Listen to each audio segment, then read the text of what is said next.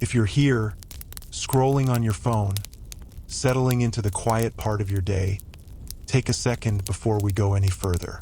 Tap like if you enjoy long, thoughtful stories like this. Subscribe if you want more deep, slow storytelling that actually gives your mind somewhere to rest. And while you're listening, leave a comment about where you're watching from. It matters more than you think, and I do read them. Now let's begin. A Templar knight did not sit down to eat because he was hungry in the way we understand hunger. Hunger, for him, was not an emergency. It was a condition, something persistent and familiar, like the weight of armor on the shoulders or the ache in the legs after a long march. Feeding a Templar knight was not hospitality. It was maintenance. It was the careful calibration of a body expected to endure fatigue, obedience, and violence without complaint. The order of the Knights Templar was built on restraint. Poverty, obedience, chastity. These were not symbolic vows. They were operational principles. Pleasure was treated as a risk factor. Comfort was considered a weakness that spread quietly, first into the body, then into the mind, and finally into behavior. Food, therefore, had to be stripped of its ability to distract. A Templar meal was designed to solve one problem and only one problem: keep the knight functional. Not happy, not satisfied, functional. You didn't eat to feel full. You ate to stop hunger from interfering with duty. The dining hall reflected this philosophy perfectly. Long wooden tables scarred by years of use. Hard benches that offered no encouragement to linger. No personal plates, no individual settings that suggested ownership or choice. Everything about the space communicated the same message. This is not about you. Silence ruled the room. Not the comfortable silence of people who know each other well, but the disciplined silence of people trained not to express themselves unnecessarily. Conversation was restricted because conversation created personality. Personality created preference. Preference created dissatisfaction. And dissatisfaction in an order like this was dangerous. Instead of voices, there were readings, scripture, rules of the order, moral instruction, words meant to keep the mind aligned while the body worked through its ration. You chewed while being reminded of obedience. You swallowed while being reminded of humility. If the food disappointed you, that disappointment was part of the lesson. Bread arrived first because bread always arrived first. This was not soft bread, not warm bread, not the kind of bread that smells inviting before you even touch it. This was dense, coarse bread made from barley or mixed grains. Bread that fought back. Bread that demanded effort. A Templar's jaw didn't strengthen from heroic speeches. It strengthened from chewing the same stubborn bread day after day. Fresh bread was rare and quietly appreciated. Stale bread was normal. Bread hard enough to crack a tooth if you weren't careful was expected. When it became too hard to chew, it wasn't discarded. It was soaked. Broth turned it into something manageable. Waste was sinful. Discomfort was instructional. Bread worked because it was reliable, stored well, traveled well. It filled the stomach without inspiring thoughts. You could march for hours on bread and discipline alone, as long as you accepted that joy was not part of the arrangement. Portions were controlled. No one received more than anyone else. Equality at the table mattered deeply. If one man ate better than another, resentment followed. Resentment turned inward. Inward tension eventually surfaced as disobedience. The order understood this, so every knight received the same amount, no matter his rank, no matter his reputation, no matter his past victories. If you ate quickly, you finished early and waited in silence. If you ate slowly, the meal ended anyway. Timing itself became a form of discipline. You learned to regulate your body, to anticipate limits without being told. Meat appeared, but never as a celebration. Beef or mutton, most often boiled or stewed. Roasting created aroma. Aroma created desire. Desire led to pleasure. Pleasure was not welcome. Boiling stripped meat of drama. It softened tough cuts, stretched supplies, and ensured the flavor never distracted from the purpose. Pork was less common, too rich, too close to indulgence. Poultry appeared occasionally, but without ceremony. Portions were measured. No second helpings without permission. Gluttony was not just frowned upon. It was considered a failure of discipline. Meat was treated like a controlled substance. Allowed, limited, carefully monitored. You ate it because your body required strength, not because you wanted it. And then there were the days when meat disappeared entirely. Fasting days were frequent. Fish replaced meat because fish was considered humble.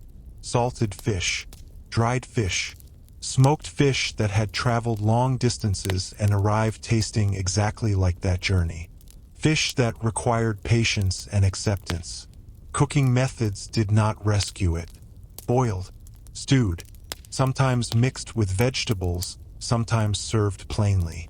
Spices were used sparingly, just enough to remind you that flavor existed somewhere else in the world.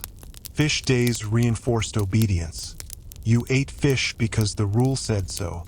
Disliking it was irrelevant. Expressing that dislike would have achieved nothing except quiet judgment from the men beside you. Vegetables filled the gaps. Onions, leeks, cabbage, lentils, beans, peas, crops that grew easily, stored well, and asked nothing emotionally. Legumes did most of the real work, providing protein and bulk while dissolving into sameness in a pot. Everything eventually became soup. Soup was the Templar solution to nearly every logistical problem. Too much bread? Soup softened it. Vegetables aging? Soup absorbed them. Meat tough or fish questionable? Soup erased individuality. Once ingredients entered the pot, differences disappeared. Thick stews were preferred. Thin broth suggested scarcity. Thick soup suggested control. A pot could last days, reheated and redistributed without complaint. If it tasted the same tomorrow as it did yesterday, that was efficiency, not failure. Soup warmed the body, filled the stomach. It asked no questions. Wine was allowed but not trusted. Water was often unsafe. Wine, diluted with water, was safer. Undiluted wine was considered excessive. Excess led to loosened tongues and poor judgment. A drunk knight was dangerous to everyone around him. So wine was measured, shared equally, consumed quietly, not sipped, not admired, used. No refills without permission. No lingering cups. The wine appeared, did its job, and disappeared again. Choice did not exist. A Templar did not ask what was for dinner. He did not express preference. He did not say he disliked fish or wished for more bread. Wanting something different was a private thought to be corrected internally. This absence of choice was deliberate training. When you eat what is placed in front of you day after day without comment, you learn that comfort is not a priority. Obedience is. Rank did not change this. Commanders ate the same food as new brothers. Promotion did not bring better meals. Authority did not taste better. Tasted exactly the same. Shared dissatisfaction became a form of bonding. No one was special at the table. No one escaped mild hunger. When everyone stood up slightly unsatisfied, harmony was preserved. Hunger itself was not considered a problem. Mild hunger was believed to sharpen awareness and keep the mind alert. A knight who left the table completely full was considered dangerously comfortable. Comfort led to drowsiness. Drowsiness led to wandering thoughts. Wandering thoughts led to questions. Questions were rarely helpful. Hunger trained acceptance. It taught the body that wanting more did not guarantee receiving more, That lesson carried into every other aspect of Templar life. On the march, in battle, in prayer, meals were not breaks from training. They were part of it, and this system worked. Knights remained lean, durable, capable of long effort. They marched far, endured scarcity, and adapted quickly when conditions worsened. They did not panic when food ran low because they had been practicing restraint all along. But the deeper purpose of this diet was not physical.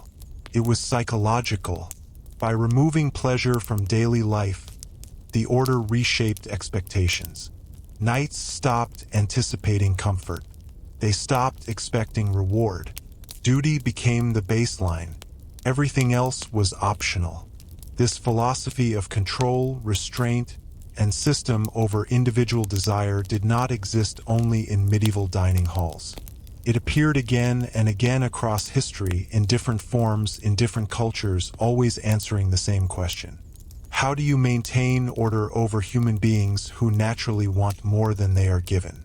Centuries later, far from European monasteries and crusader fortresses, the same question confronted a woman born into loss. Her name was Fong. She did not enter history through conquest.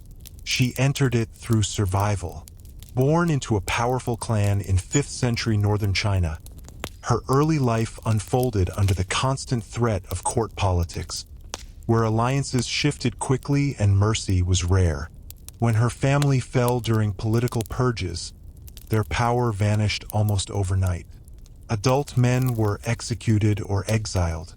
Women and children were absorbed into palace systems, stripped of identity and protection. Fong was still young when she was taken into the imperial household, not as royalty, as a consort in training, a life defined by silence, observation, and restraint. The Northern Wei court was not warm. It was a machine. Every gesture carried meaning. Every word could be repeated. Survival depended on learning when not to speak. Fong learned quickly. She watched how officials competed quietly, how power moved through people who appeared harmless, how patience outlasted force. In this world, endurance mattered more than brilliance. When she was chosen as consort to the emperor, it was not romance. It was placement. And when the emperor died, leaving a child heir, the empire entered its most dangerous phase. Child emperors meant regents. Regents meant struggle. And against expectation, Fong did not disappear. She became Empress Dowager and Regent. A woman whose family had been destroyed by court politics now stood at the head of the same system. She did not rule loudly. She ruled like the Templars ate, carefully, systematically, without indulgence. She understood that power was not held through dramatic declarations, but through control of structure. She studied administration, ritual, law, land policy. She listened more than she spoke. Officials revealed themselves in her silence. Rather than purge the court, she preserved it. Continuity projected confidence. Sudden change signaled weakness. She framed her authority as temporary, necessary, a guardianship rather than ambition. This disarmed opposition before it could organize. Like the disciplined meal, her governance removed unnecessary choice, reduced indulgence, enforced sameness. Stability returned, not through fear, but through predictability.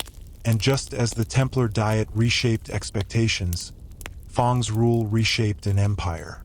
She strengthened land registration, reduced abuse of peasant labor, reasserted state authority over aristocratic estates, not from compassion alone but from logic. A stable population fed the state. A starving one tore it apart. She integrated Buddhism as ideology, not decoration. Moral language unified people where force could not. Compassion became policy but regulated, controlled, embedded into structure. She limited imperial relatives with titles without power, reduced factional overlap, shifted authority from personalities to procedures. She prepared the young emperor not to be brilliant, but to be steady. Every decision reflected the same philosophy: endurance over indulgence, system over self. By the time her influence faded, the empire did not collapse. It held. That quiet outcome was her greatest achievement.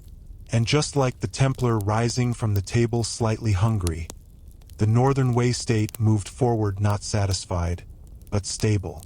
If you're still listening, this is where the story deepens. Because restraint does not end with food or governance. It shapes symbols, crowns, authority, the visible language of power itself. Crowns were never created to make rulers look beautiful. Beauty was optional.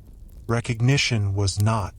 In the ancient world, authority needed to be understood instantly, often by people who would never hear a speech, never read a law, and never enter a palace. Power had to be visible at a distance. It had to announce itself without explanation. The crown solved that problem. Before crowns, leadership depended on proximity. You had to see the ruler, hear the ruler, feel the ruler's presence. But as societies expanded, that model failed. Kingdoms stretched beyond the reach of a single voice or body. Authority needed a symbol that could speak even when the ruler was silent, absent, or dead. The crown became that symbol. It sat at the highest point of the human body, lifting the ruler visually above everyone else. That placement mattered. Across cultures, the head was associated with reason, soul, and connection to the divine. Placing an object there transformed a person into an office. It said this individual was no longer merely human. They were carrying something larger than themselves. Crowns turned invisible ideas into physical objects. Divine favor, ancestral right, cosmic balance, unity. None of these could be touched or proven. But gold could be seen. Height could be measured. Gems could catch the light. Even restraint in design communicated meaning. A heavy crown suggested permanence. A simple one suggested moral authority. Every choice sent a message.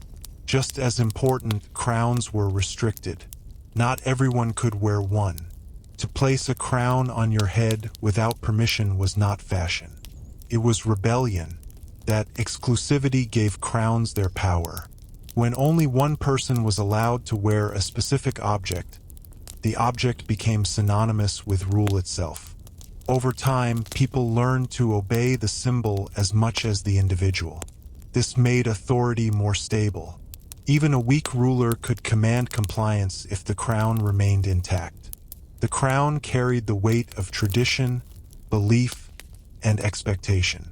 It reminded everyone that power did not belong to the moment. It belonged to the system. In ancient Egypt, this idea reached its most refined form. Egyptian kingship was built on the belief that the ruler maintained Ma'at, the delicate balance between order and chaos. The crown was proof that this balance still existed. It was not decoration. It was evidence. The most powerful of these symbols was the double crown, created by combining the white crown of Upper Egypt and the red crown of Lower Egypt. Together, they represented unity. Wearing it meant more than ruling territory. It meant holding the universe together. Egypt was not naturally unified. The Nile encouraged regional identity. Fragmentation was always a risk. The double crown turned unity into a sacred condition. As long as the king wore it, Egypt was whole because the cosmos demanded it. The crown also reinforced the pharaoh's semi-divine status. Egyptian rulers were not gods in the abstract. They were living conduits. The crown visually linked the ruler's body to the heavens above and the land below. That was why pharaohs were almost never depicted bareheaded. To show a king without a crown was to show him incomplete. Different crowns served different functions. Some emphasized fertility and renewal. Others emphasized judgment or war. Changing crowns was not costume. It was transformation. The ruler adopted a different symbolic role depending on what aspect of order he was enacting. Coronations were not single moments. They were sequences of ritual changes, each marked by a crown. Authority was layered, not assumed all at once. What made Egyptian crowns especially powerful was continuity. Their forms changed little over thousands of years. Dynasties rose and fell, but the visual language remained. That stability reinforced the idea that Egypt itself was eternal, even when rulers were not. In Egypt, the crown did not say, "I rule." It said, "The world is still functioning." That same logic appeared in other civilizations shaped by different needs. In Mesopotamia, crowns emphasized divine appointment. Kings ruled because gods allowed it. Their headgear connected them to celestial authority. In Persia, crowns grew tall and elaborate, emphasizing distance between ruler and subject. Height created separation. Separation created awe. In Rome, the approach was different. Romans distrusted kingship. Crowns were dangerous symbols. Early Roman leaders avoided them entirely. Power was supposed to be shared, procedural, restrained. But symbols have a way of returning. As Rome transitioned from republic to empire, crowns reappeared quietly. Laurel wreaths, diadems, not called crowns but functioning exactly like them. They signaled authority without using the word that frightened people. By the time emperors openly wore diadems, the transformation was complete. The symbol had done its work. Authority had been recentered on a single figure. Across cultures, the pattern repeated. Food disciplined the body. Symbols disciplined perception. Systems disciplined behavior. The Templars understood this instinctively. They did not wear crowns, but they wore uniforms. Identical cloaks, identical crosses. Visual sameness reinforced collective identity. Individuality dissolved into function. Fong understood it as well. She rarely appeared adorned. Restraint was part of her authority. Her power came from procedure, not spectacle. She did not need a crown to rule. The system itself became her symbol. This is the quiet truth of power that history reveals again and again. The most effective authority does not shout. It does not indulge. It trains expectations until obedience feels natural. Whether through bread and soup in a medieval hall or ritual and crowns in an ancient court, the method is the same. Reduce choice, control symbols, embed discipline into daily life. If you're still here, still listening, take a moment. Leave a comment about which part of the story surprised you most. Was it the food, the silence, the systems behind power?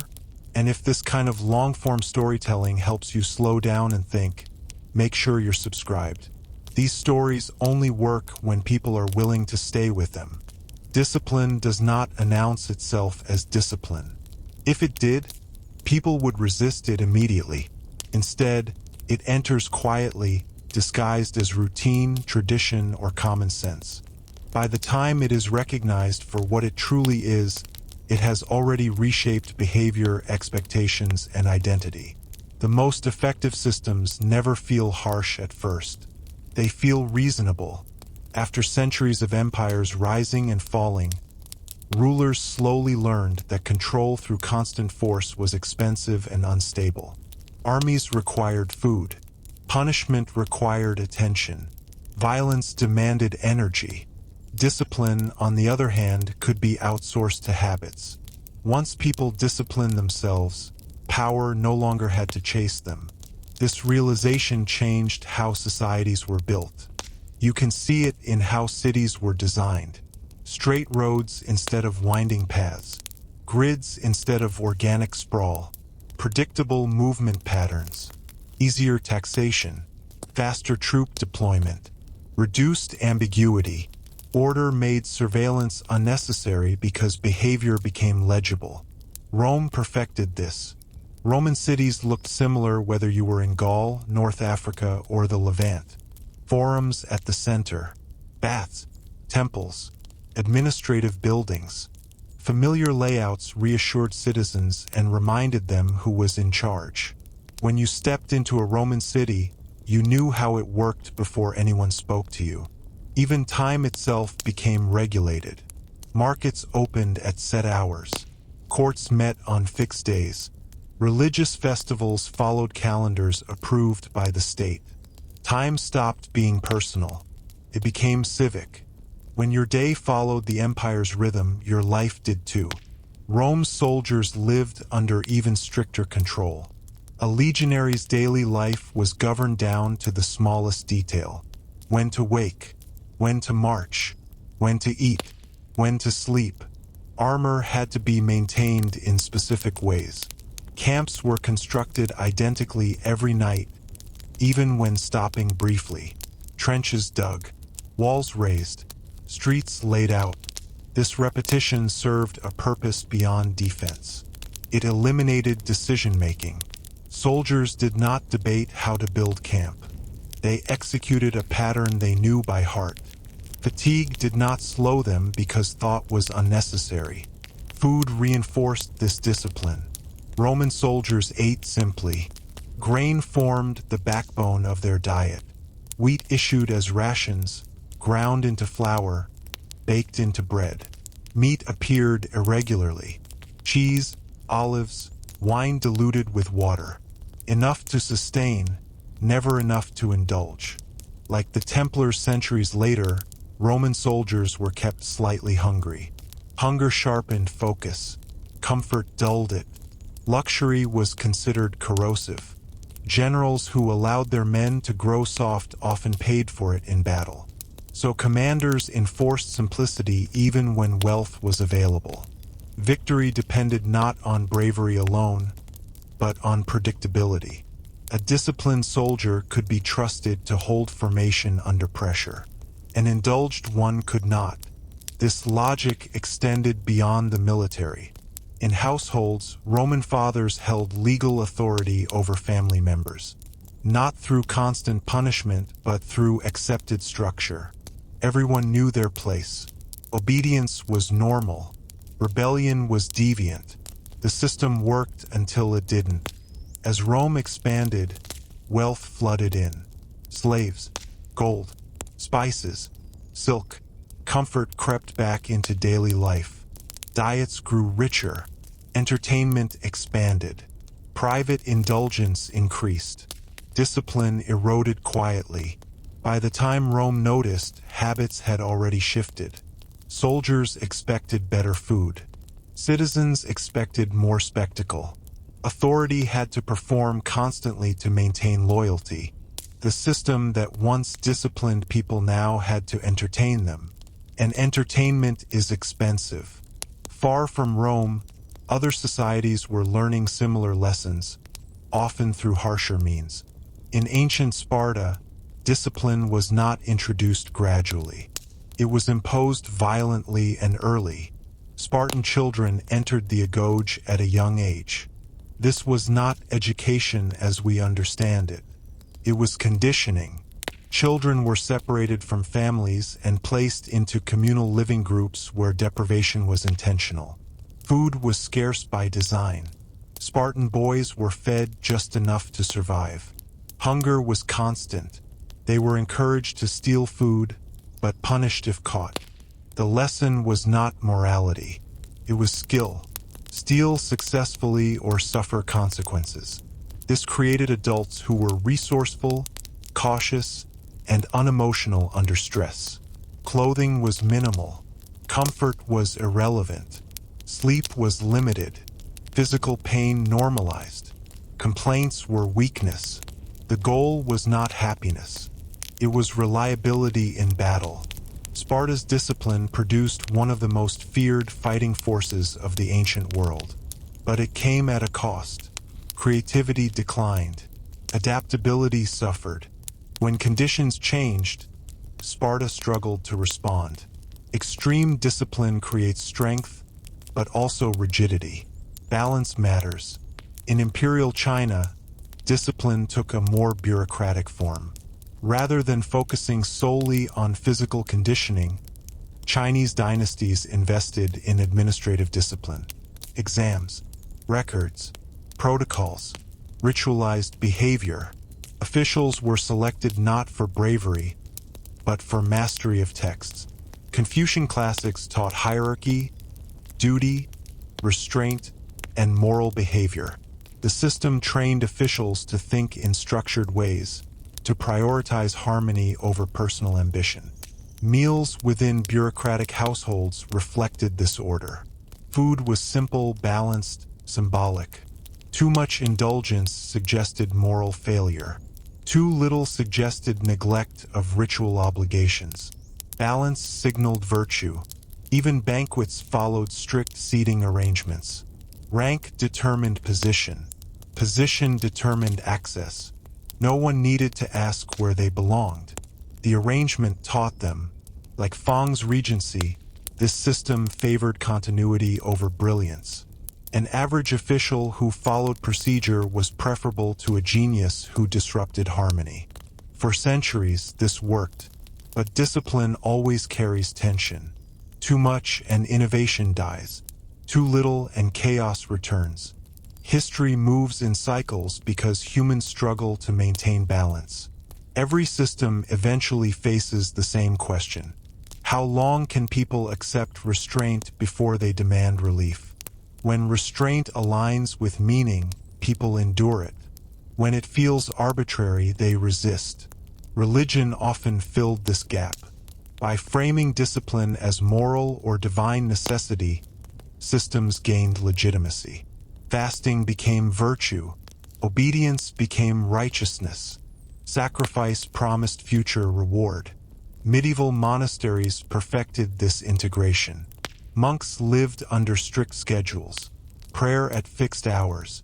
Labor assigned. Meals silent. Food plain. Clothing uniform. Yet many monks accepted this willingly. Discipline gave life clarity. Every hour had purpose. Uncertainty vanished. For people overwhelmed by instability, discipline offered refuge. The irony is that voluntary discipline is often more powerful than imposed control. When people choose restraint, they defend it. This is why some of the strictest systems endure longest. They convince participants that suffering is meaningful.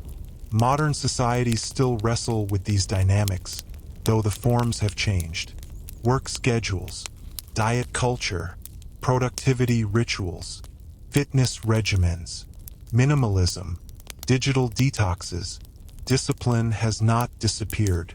It has been repackaged as self-improvement. People restrict themselves not because a ruler commands it, but because they believe it will make them better. The same mechanisms operate beneath the surface.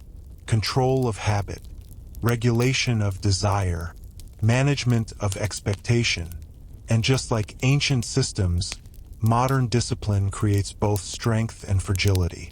If you're listening on your phone right now, maybe late at night or during a quiet moment, think about your own routines. The things you do without questioning, the foods you avoid, the schedules you follow, the symbols you respect. They didn't appear by accident. If this story is making you think in new ways, tap like so it reaches others who enjoy this depth. And leave a comment about which ancient system feels most familiar to modern life. Restraint always creates pressure. It doesn't matter how rational the system is, how well designed the routines are, or how noble the stated purpose sounds. When human desire is compressed for long enough, it does not disappear. It changes shape. It waits. And eventually it looks for a crack. History rarely records rebellion as it truly begins. We like to imagine dramatic sparks, speeches, battles, declarations. But rebellion usually starts much earlier, in quiet dissatisfaction, in small rule-bending that feels harmless, even justified. A soldier takes an extra portion of food and tells himself he earned it. An official delays a report and blames fatigue. A monk lingers over a forbidden thought and doesn't confess it right away. None of these acts are revolutionary on their own, but they share something important. They signal that discipline is no longer internalized. It has become external again. And external discipline always requires enforcement. That is where systems begin to fail. In late Roman society, discipline did not collapse all at once. It eroded unevenly. Elite families indulged openly while preaching restraint to others. Soldiers noticed the contradiction. Why should they live on grain and vinegar while senators feasted? The symbolic contract was broken. Once that happens, rules stop feeling moral. They start feeling unfair. Roman emperors responded the only way centralized power knows how. They increased control. More laws, harsher penalties, tighter supervision. But this only confirmed what people already suspected. The system no longer trusted them. Trust, once lost, is difficult to restore. As enforcement increased, voluntary compliance decreased. People followed rules when watched and ignored them when not. Discipline became performative. The same pattern appeared in China during periods of bureaucratic overload. As dynasties aged, regulations multiplied. Officials spent more time maintaining paperwork than solving problems. Corruption became a workaround. Bribes replaced procedure. Ritual remained, but meaning drained away. When discipline becomes an obstacle instead of a guide, people learn to bypass it. Peasants paid taxes late. Officials falsified records. Everyone pretended the system still worked.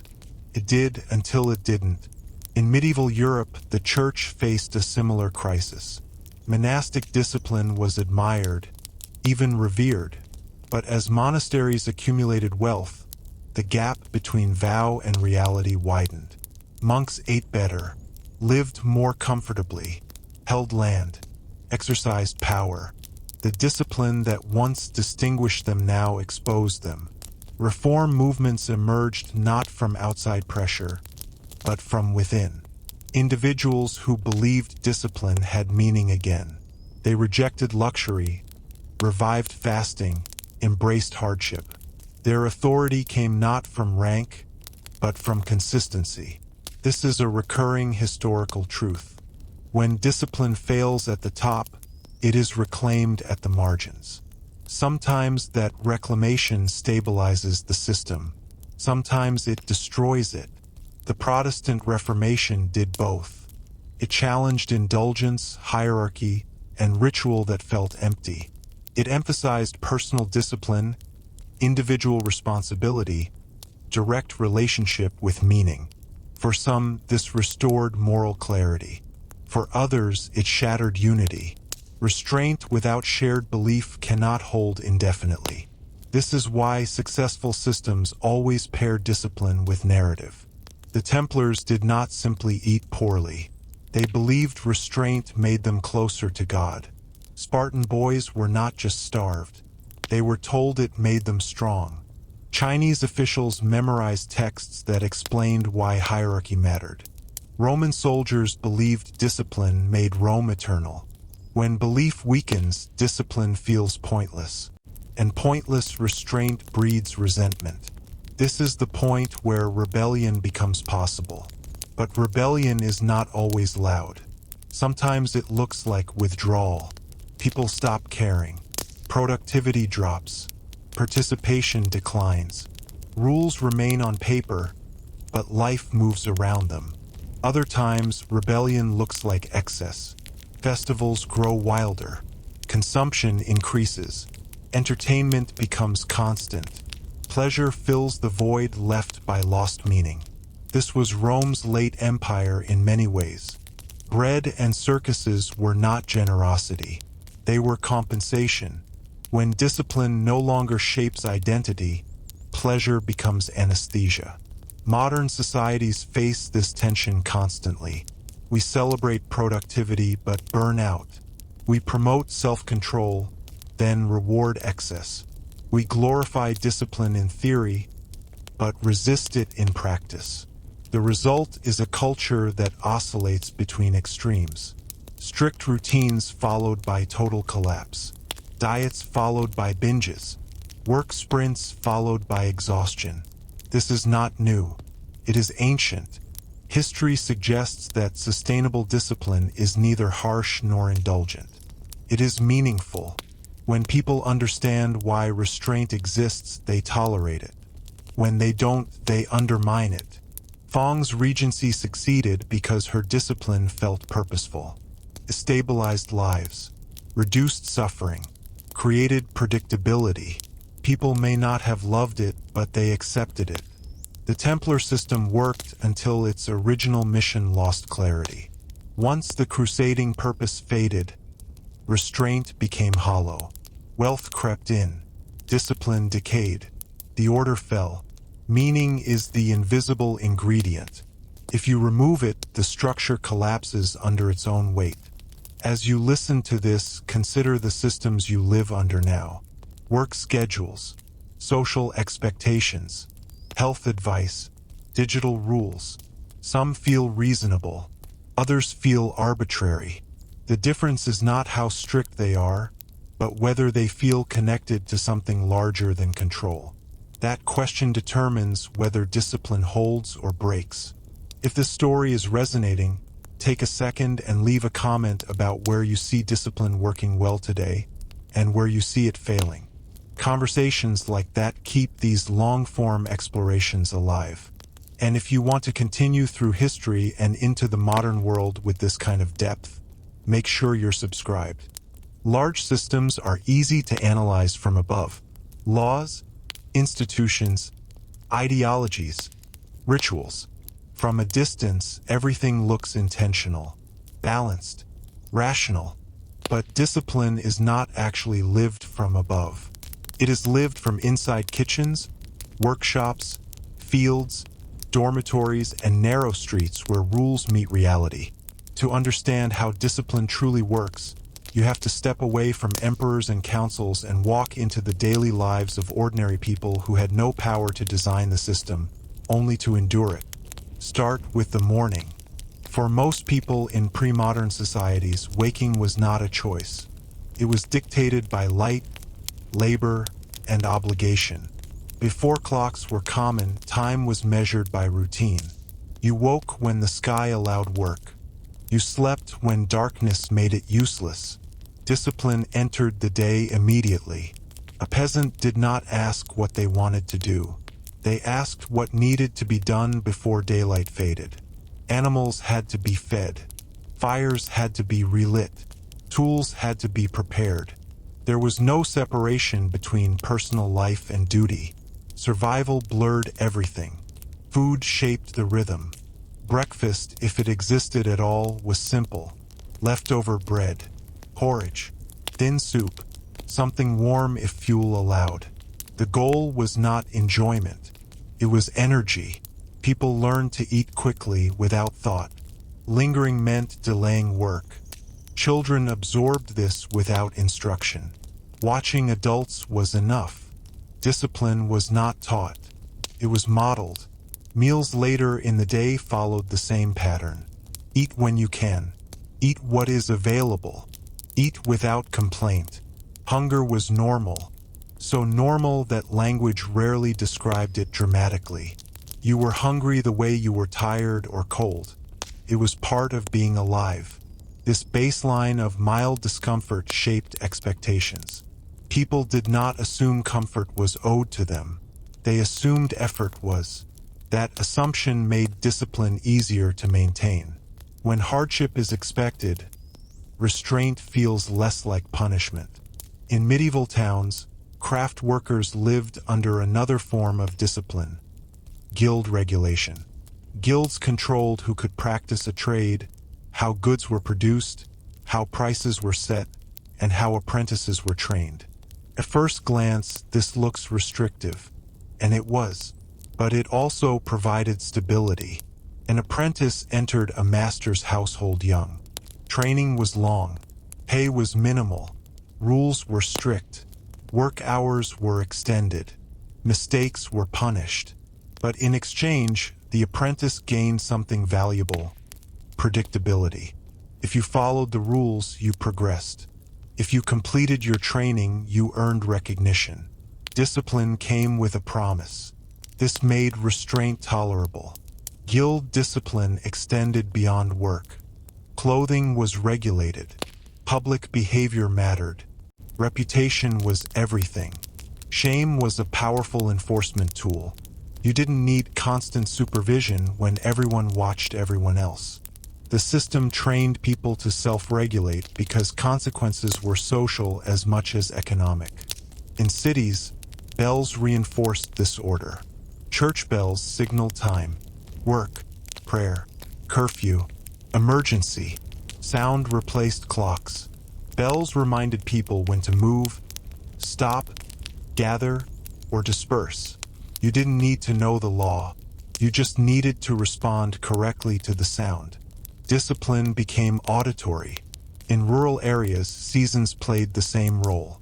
Planting season, harvest season, lean months, feast days. The calendar disciplined labor and consumption. During harvest, you worked until exhaustion. During winter, you endured scarcity. Feasts were not indulgence for its own sake. They were pressure valves. Brief moments where restraint relaxed just enough to prevent collapse. Without them, rebellion would have been constant. This balance was fragile. When systems failed to provide relief, people resisted in subtle ways. They worked slower. They hid food. They stretched rules. They ignored minor restrictions. These acts were not framed as rebellion. They were survival adjustments. Authorities often tolerated this quietly. Total enforcement was impossible. Some flexibility was necessary. The smartest systems allowed controlled disobedience. For example, medieval lords knew peasants skimmed grain. They factored it into expectations. Crack down too hard and production dropped. Ignore everything and authority dissolved. Discipline worked best when it was predictable, not perfect. This understanding separated durable systems from brittle ones. In early modern Europe, as states centralized, this balance was lost. Bureaucracies expanded. Taxes increased. Records multiplied. Flexibility disappeared. Officials enforced rules mechanically. People noticed. When discretion vanished, resentment grew. Tax revolts did not start because people hated order. They started because order stopped making sense. When discipline felt disconnected from reality, compliance collapsed. Similar dynamics played out in Imperial China during land reforms. Officials enforced quotas without regard to weather or soil. Farmers were punished for failing to meet impossible expectations. Predictably, they lied. Records became fiction. Reports were falsified. The system appeared functional on paper while reality deteriorated underneath. Discipline had become performative. This is one of the most dangerous stages in any system's life. When rules are followed symbolically but ignored practically. At this point, authority is blind. It believes what it records, not what exists. Every empire that collapses passes through this phase. But not everyone experienced discipline as oppression. For some, structure was relief. In chaotic times, strict monasteries, armies, or households offered refuge. Clear rules reduced anxiety. Knowing what was expected eliminated uncertainty. This is why disciplined communities often attract converts during crises. Certainty is comforting. People willingly submit to strict systems when the alternative is chaos. This is not weakness. It is human logic. Discipline gives life edges. Without edges, effort feels meaningless. You can see this even in modern life. People build routines, morning rituals, workout schedules, diet plans, productivity systems. These are not imposed by governments. They are chosen. Why? Because unstructured freedom is exhausting. Discipline reduces cognitive load. It answers questions before they arise. What should I do now? What should I eat? When should I stop? Rules answer these silently. The problem arises when discipline no longer aligns with lived experience. When rules are rigid but reality is fluid, people break quietly. They pretend to comply, and that pretense erodes trust on both sides. Authorities respond by tightening control. People respond by withdrawing further. This feedback loop has destroyed more systems than open rebellion ever could. History remembers revolutions because they are dramatic. But most systems die from quiet disengagement, from people who stop caring enough to resist loudly. If you're still listening, think about how discipline shows up in your own daily life. Which rules feel supportive? Which feel arbitrary? Which do you follow because you believe in them, and which do you follow only because you must?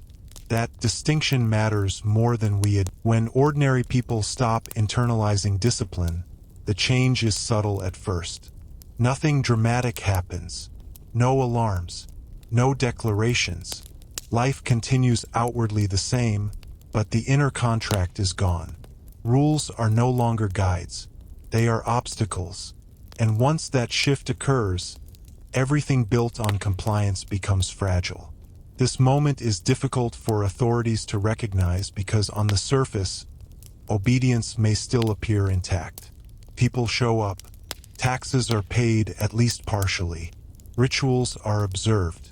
Words are spoken at the right times. But inside, belief has detached from behavior. This is where systems become dangerous to themselves. In pre-industrial societies, discipline relied heavily on shared understanding. Everyone knew why things were done a certain way because those ways were tied directly to survival. When that link weakened, discipline lost its anchor. Take late medieval Europe. As trade expanded and money became more common, daily life slowly detached from seasonal rhythms. A craftsman earning wages was less dependent on harvest cycles. A merchant could import food rather than grow it. Survival became mediated by markets instead of nature. This shift changed how people experienced rules. Old restrictions that once made sense now felt outdated. Why limit work hours based on daylight when candles and lamps existed? Why obey price controls when demand clearly exceeded supply? Why accept sumptuary laws that dictated clothing when wealth was no longer tied strictly to land? People began breaking rules not out of desperation, but out of logic. They saw opportunities. They adapted. The system did not. Authorities responded with more regulation, not realizing that enforcement costs had skyrocketed. Every new rule required monitoring. Every violation required punishment. Every punishment required legitimacy. Legitimacy was slipping. Once people believe rules exist only to preserve authority rather than order, compliance becomes strategic. They follow rules when beneficial and ignore them when inconvenient. This creates a culture of negotiation rather than obedience. In such cultures, discipline becomes fragmented. Different groups follow different rules. Social cohesion weakens. You can see this clearly in early modern cities. Urban populations were diverse. Migrants arrived from villages with different customs. Religious differences multiplied. Central authority struggled to impose uniform discipline. Instead of one shared system, there were many overlapping ones. Guild rules, church rules, city laws, family expectations. People learned to navigate between them. This skill was valuable, but it undermined centralized control. The state wanted uniform obedience. Reality produced selective compliance. The more complex society became, the harder discipline was to enforce without consent. This is why modern states rely less on visible punishment and more on internalized norms. Education, socialization, cultural expectation. Punishment is expensive. Belief is efficient. But belief cannot be commanded. When belief erodes, authorities often double down on symbolism. More ceremonies, more slogans, more visible displays of power. History shows this clearly. Late Roman emperors increased pomp, more elaborate dress, more ritual distance, more emphasis on divine right. These displays were not signs of strength. They were compensations for lost trust. The same pattern appeared in declining Chinese dynasties. Ritual intensified as reality unraveled. Court ceremonies became more complex while provincial control weakened. Symbolism without substance accelerates collapse. Ordinary people are not fooled for long. They may perform respect publicly while disengaging privately. This creates two worlds: the official world of rules and appearances, and the informal world where real life happens. Once this divide becomes normalized, reform becomes nearly impossible. Why? Because no one agrees on what is actually happening. Officials believe reports. People live reality. Each assumes the other understands. They don't. This misalignment often ends in crisis. A famine reveals fake grain records. A war exposes untrained troops. An economic shock exposes fragile systems. Discipline fails not because people suddenly become disobedient, but because obedience was never real. The lesson history offers here is uncomfortable. Discipline must be felt as fair to survive. It must be flexible enough to adapt. It must provide meaning, not just control. When it becomes purely extractive, people withdraw emotionally even if they comply physically. That withdrawal is fatal. But there is another side to this story. Not all breakdowns lead to collapse. Sometimes, loss of discipline forces reinvention. New systems emerge from old failures. The collapse of medieval discipline contributed to the rise of modern individualism. People rejected imposed routines and began defining identity personally.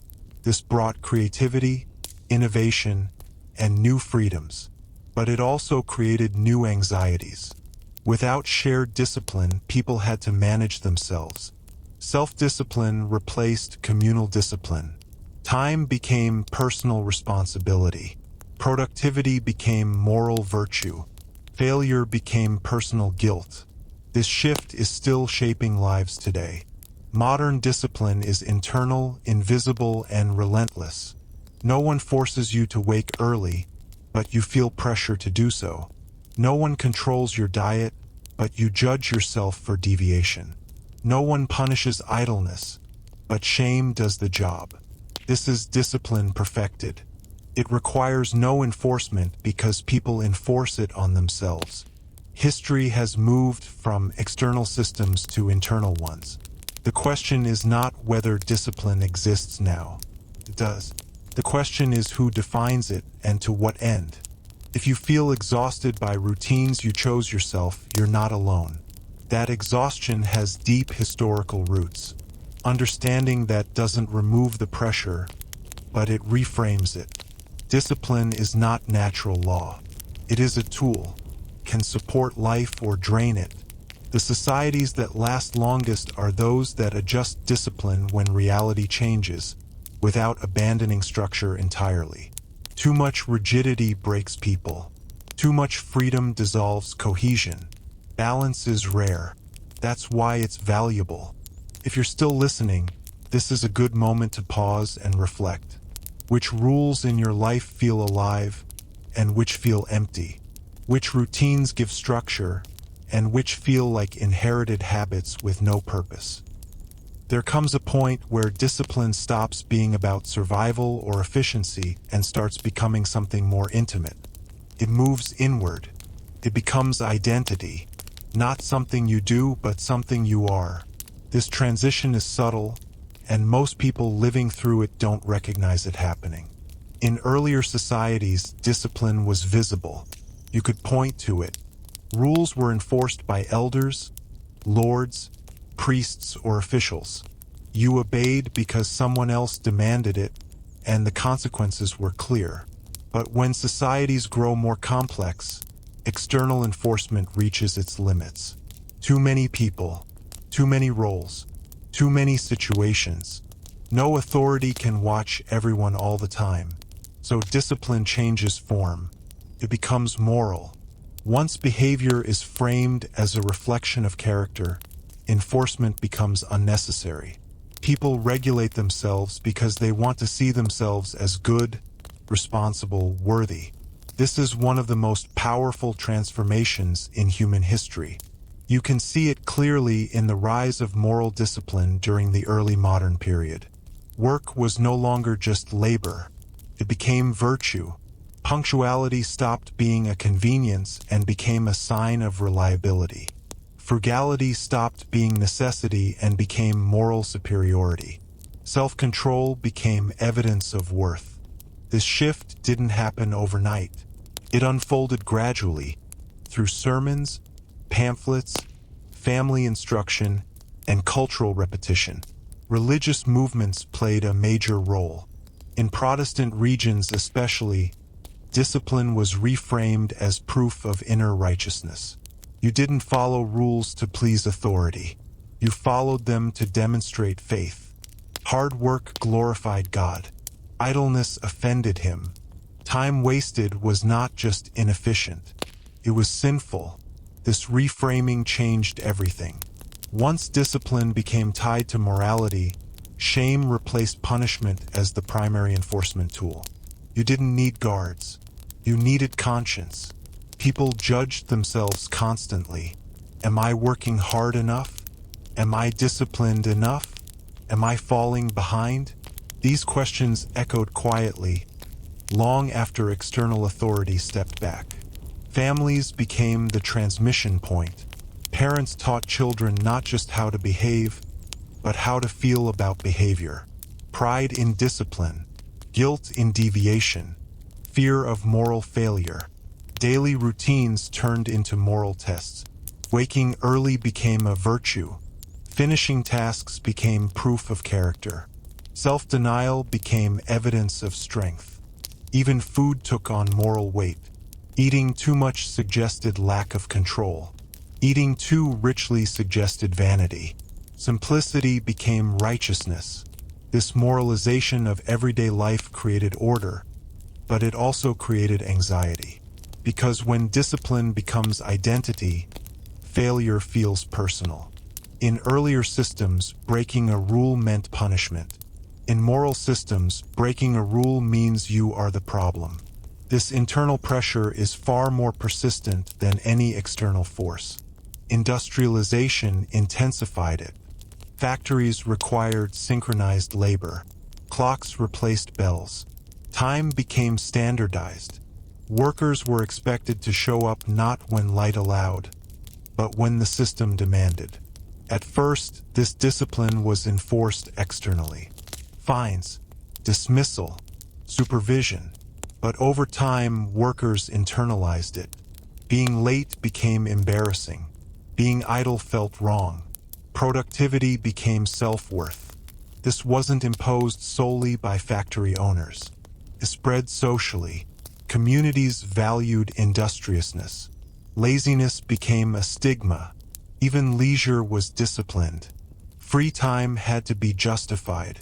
Rest needed to be earned. Idleness without explanation felt uncomfortable. People learned to relax productively. Hobbies that improved skills were praised. Passive rest was tolerated only briefly. The line between work and identity blurred. You were no longer someone who worked. You were a hard worker. And if you weren't, something was wrong with you. This is how discipline becomes self-sustaining. Once it reaches this stage, authority no longer needs to intervene often. People enforce standards on themselves and each other. Social pressure replaces law. You can see this in how communities respond to deviation. Someone who fails to meet expectations isn't punished by officials. They're judged by peers, whispered about, excluded, pitted. The fear of social judgment keeps behavior aligned. This form of discipline is efficient, but it is not gentle. Because social judgment has no clear limits. There is always someone more disciplined, more productive, more controlled. Comparison becomes constant. And unlike external rules, moral discipline has no off switch. You can leave work, but you can't leave your conscience. This internalization reshaped entire societies. Economic success became proof of virtue. Poverty became moral failure. This idea justified inequality without force. If success reflects discipline, then failure reflects weakness. Systems no longer needed to explain injustice. Individuals blamed themselves. This is not ancient history. This logic is still active. Modern self-help culture, productivity movements, and wellness industries all draw from this moral discipline framework. They promise improvement through control. Wake earlier, optimize routines, eliminate distractions, track habits, measure progress. None of these are inherently harmful. Structure can be supportive. But when discipline becomes identity, it becomes relentless. There is always something to optimize, and rest becomes guilt. Even rebellion gets absorbed. People rebel by choosing different disciplines. Extreme fitness, extreme minimalism, extreme schedules, extreme diets. Freedom is expressed through stricter rules, chosen personally rather than imposed. This feels empowering, but the pressure remains. The form changed, the force did not. This is the paradox of modern discipline. We believe we escaped external control, but internalized it instead. History didn't eliminate discipline. It refined it. If earlier systems trained bodies, modern systems train minds. And minds are harder to escape. If you're listening right now and feeling a quiet recognition in this, you're not alone. Many people sense the pressure without understanding its origin. That pressure has a long history. Understanding it doesn't remove it, but it gives you distance from it. Distance is the first step toward balance. If this story is making you reflect on your own habits and expectations, take a moment to like the video so others who feel the same pressure can find it too. And leave a comment about one rule you follow that feels more moral than practical. When discipline becomes identity, it promises stability, but it quietly removes something essential. It removes forgiveness. There is no longer a clear line between failing a rule and failing as a person. And once that line disappears, pressure accumulates in ways that systems rarely anticipate. At first, identity-based discipline feels empowering. You believe your outcomes reflect your effort. Your habits feel like tools. Your routines feel chosen. There is satisfaction in control, in order, in predictability. Life feels manageable because everything has a place. But over time, the same structure that provides clarity begins to narrow the space you can breathe in. Because identity-based discipline does not tolerate inconsistency. If discipline defines who you are, then rest feels like betrayal. Slowness feels like weakness. Confusion feels like failure. You are no longer allowed to simply be tired, uncertain, or unmotivated. Every deviation demands explanation. And explanation turns inward. What's wrong with me? Why can't I keep up? Why am I falling behind? These questions echo quietly in modern lives, but their roots stretch far back. The first cracks in moral discipline appeared not when people rejected rules, but when they could no longer live up to them. In the late 19th and early 20th centuries, industrial societies began to notice something strange. Productivity increased, but dissatisfaction did too. Workers were more disciplined than ever, yet anxiety, exhaustion, and despair spread. The system responded the only way it knew how. More discipline. Efficiency experts analyzed movements down to the second. Time and motion studies reduced human labor to measurable units. Bodies became machines. Minds followed. The language of morality merged with the language of productivity. Wasting time became immoral. Rest became suspicious. Idleness became a character flaw. People internalized this deeply. Even outside work, they felt the need to justify themselves. Leisure had to be productive. Hobbies had to improve skills. Relaxation had to be optimized. The idea of doing nothing quietly became uncomfortable. This was not enforced by law. It was enforced by expectation. Communities admired the disciplined. Media celebrated the tireless. Stories of success emphasized sacrifice and relentless effort. Those who struggled were told to try harder. This is where identity-based discipline begins to fracture. Not because people reject it, but because it demands more than humans can consistently give. Bodies need rest. Minds need variation. Motivation fluctuates. Life interrupts plans. But identity-based discipline allows no room for fluctuation. So people adapt. Some double down. They create even stricter routines. More rules. More tracking. More self-surveillance. They believe the problem is insufficient control. This path often leads to burnout. Others begin to disengage quietly. They continue performing discipline outwardly while withdrawing emotionally. Work becomes mechanical. Motivation fades. Meaning evaporates.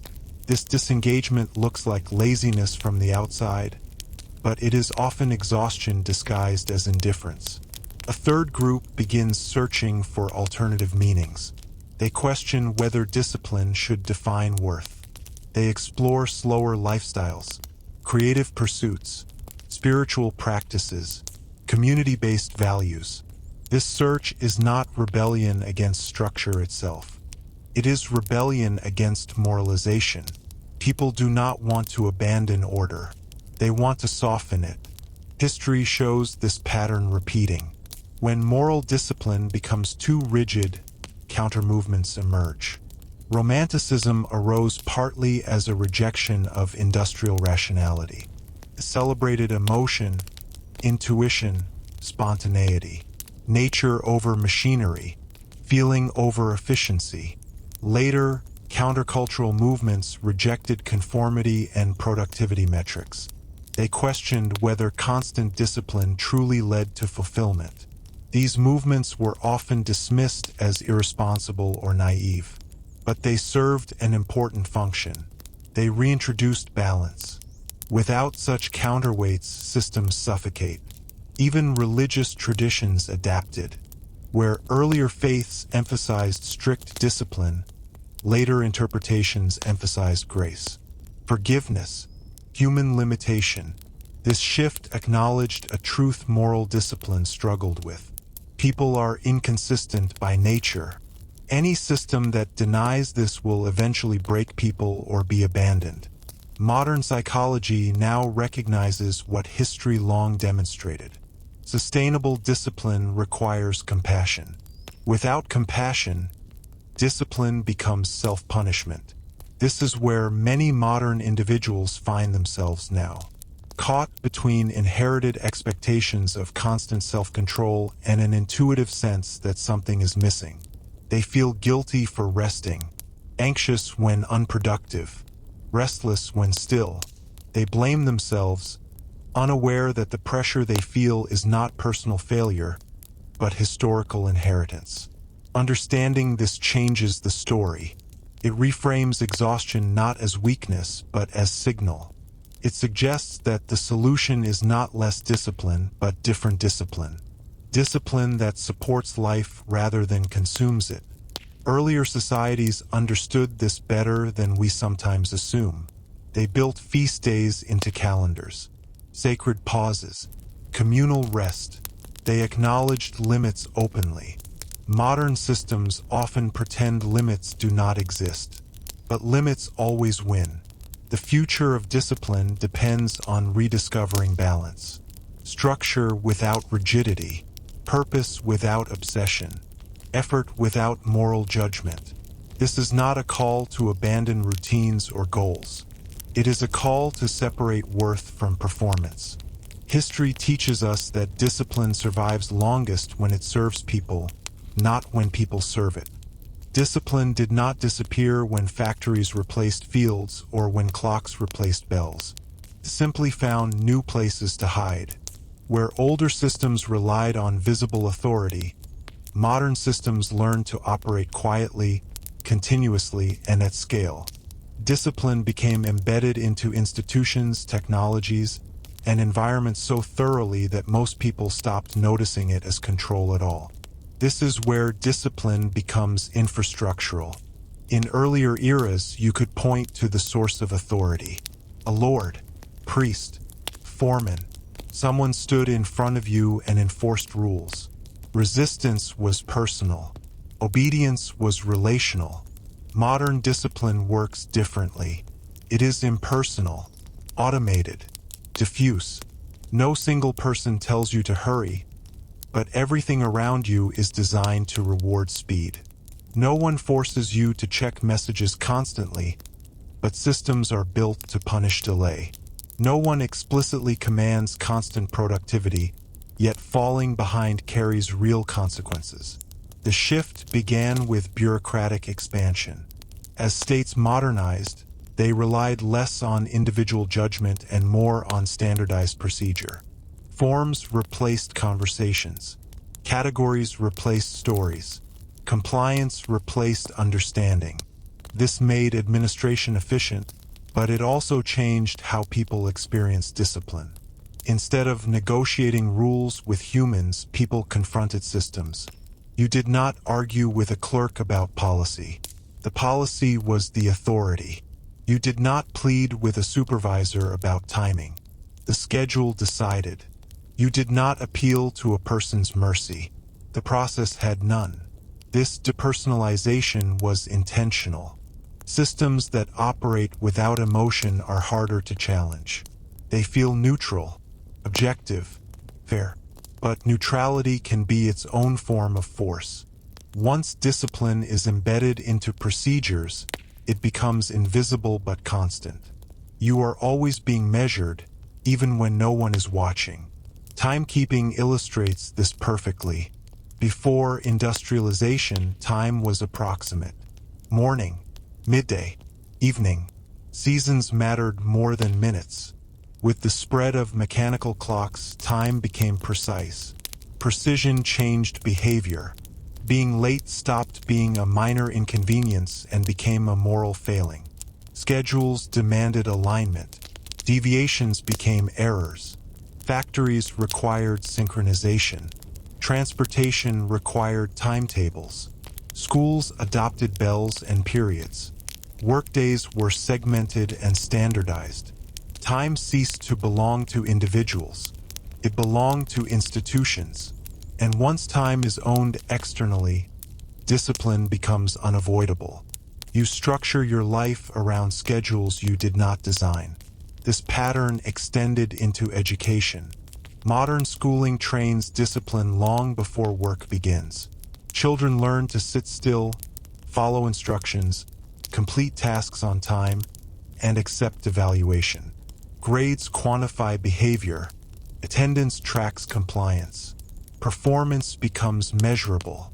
Success is defined early as the ability to adapt to structured environments. Those who struggle are labeled not as mismatched, but as deficient. Discipline becomes diagnostic.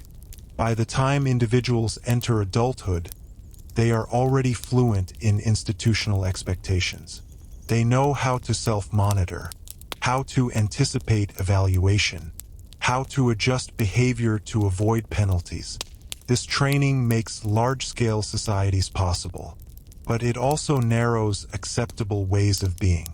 Technology accelerated this process. Early machines disciplined bodies by setting pace. Modern technologies discipline attention. Notifications fragment focus. Algorithms reward engagement. Metrics quantify value. You don't need a supervisor to tell you how you're doing. Numbers do that for you. Likes, views, completion rates.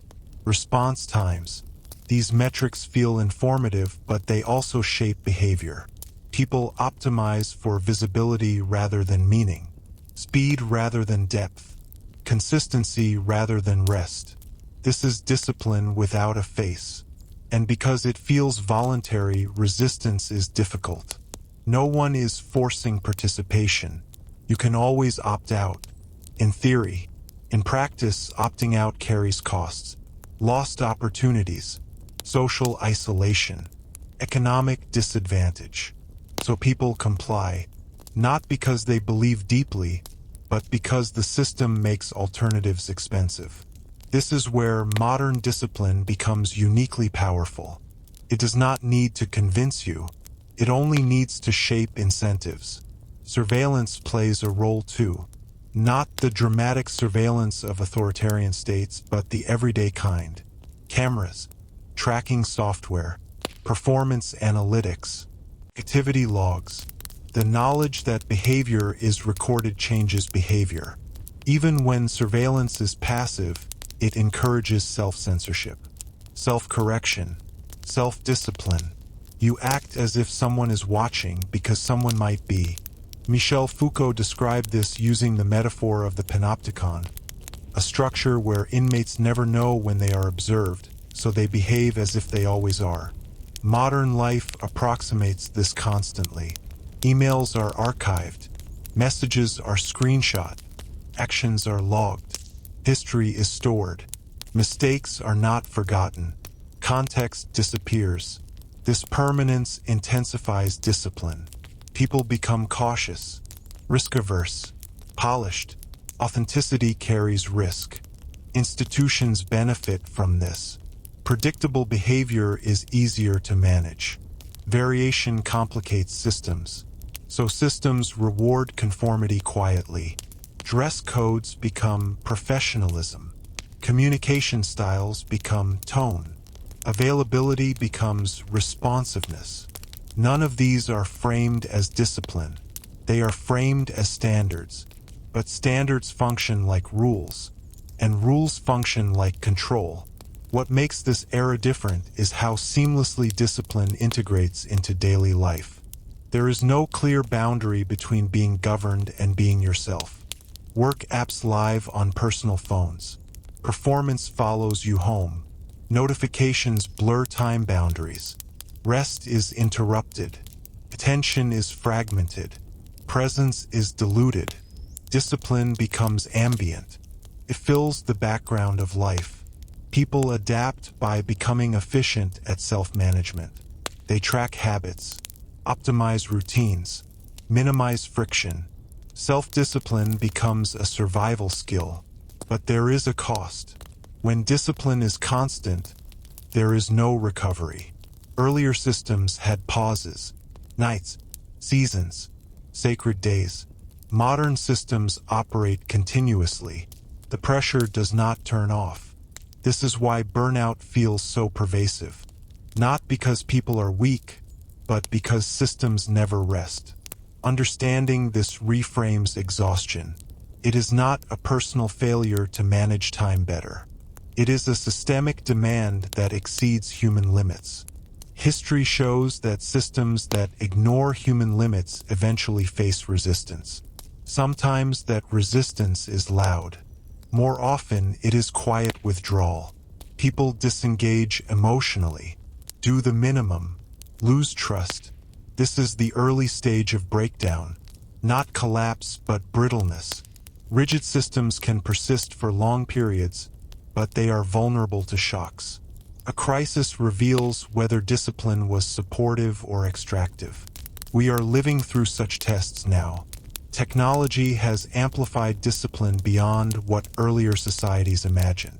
The question is not whether discipline will remain. It will. The question is whether it can adapt again. If it cannot, people will. Not through revolution, but through redefinition. If this part of the story feels uncomfortably familiar, you're not imagining it. These patterns shape everyday experience now. Resistance does not always arrive wearing the clothes of defiance. In modern systems, open rebellion is rare, risky, and often ineffective. Instead, resistance adapts to the shape of control itself. When discipline becomes invisible and infrastructural, resistance becomes quiet, strategic, and deeply personal. People do not storm institutions. They redesign their lives around them. This shift is easy to miss because it doesn't look like protest. There are no slogans, no leaders, no demands shouted in the streets. Instead, there are small decisions made privately, repeated across millions of lives. People start choosing jobs differently. They renegotiate how much of themselves work is allowed to consume. They prioritize flexibility over prestige. They trade speed for sustainability. This is not laziness. It is recalibration. Earlier systems collapsed when discipline became unbearable. Modern systems face a subtler challenge. People comply outwardly while withdrawing inwardly. They meet requirements but detach emotionally. This form of resistance is difficult to punish because it technically obeys the rules. You see it in workplaces. Employees do what is required, but no more. Initiative declines. Loyalty thins. The language of going above and beyond loses appeal. Not because people lack ambition, but because constant optimization has exhausted them. Organizations respond by trying to remoralize discipline. They introduce motivational language, mission statements, corporate values, wellness programs, mindfulness workshops. These are not meaningless. Many are genuinely helpful, but they also reveal something important. When systems have to persuade people to care, discipline has already weakened. In earlier eras, belief preceded structure. Now structure tries to manufacture belief. This inversion creates tension.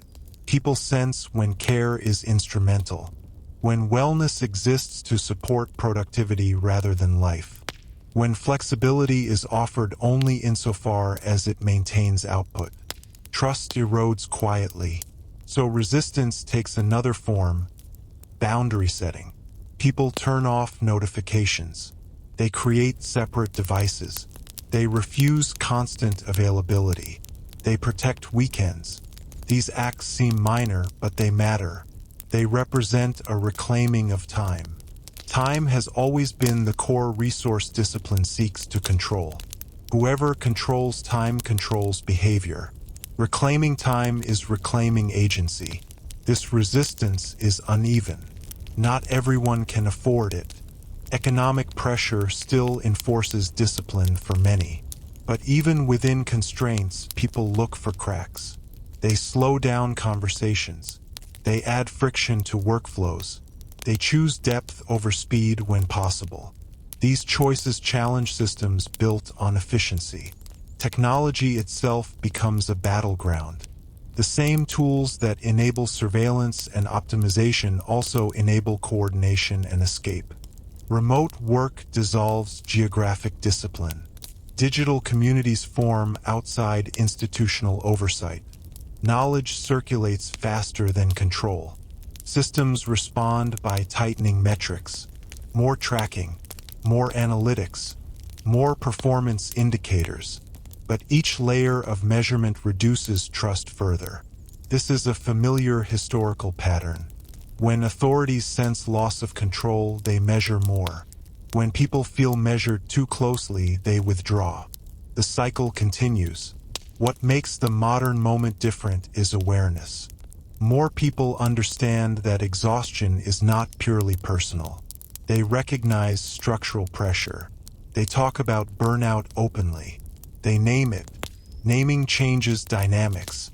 Once a phenomenon has language, it becomes discussable. Once discussable, it becomes negotiable. This is where redesign begins. Not through overthrow, but through conversation. Workplaces experiment with 4-day weeks. Schools question constant testing. Communities revisit rest, presence, and slowness. These are not returns to the past. They are adaptations. History suggests that discipline never disappears. It evolves. The question is whether evolution happens deliberately or through crisis. When systems adjust voluntarily, they preserve stability. When they resist change, pressure builds. We are in an in-between moment. Old forms of discipline no longer fit lived reality. New forms are emerging unevenly. Some will fail. Some will succeed. The most successful will share certain traits. They will acknowledge human limits. They will build in rest. They will allow variation.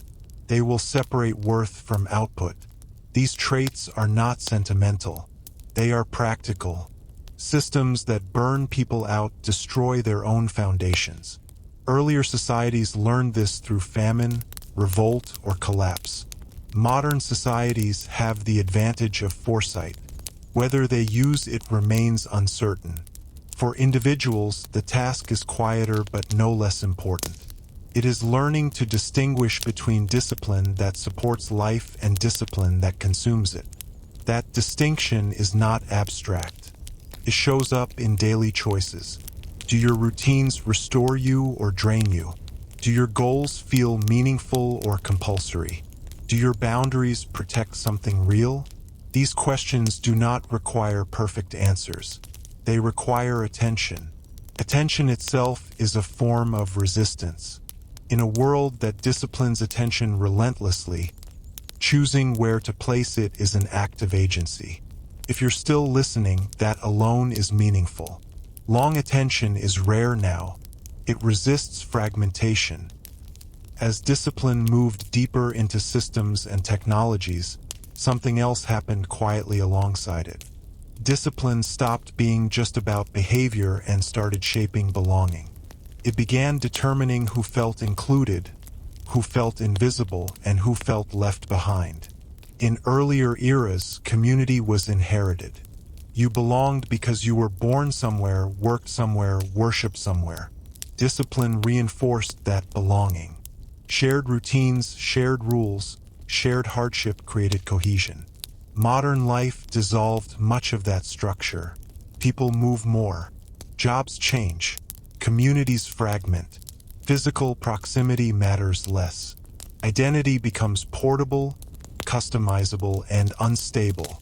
Into that instability stepped a new kind of discipline, one tied not to place or labor, but to identity and community signaling.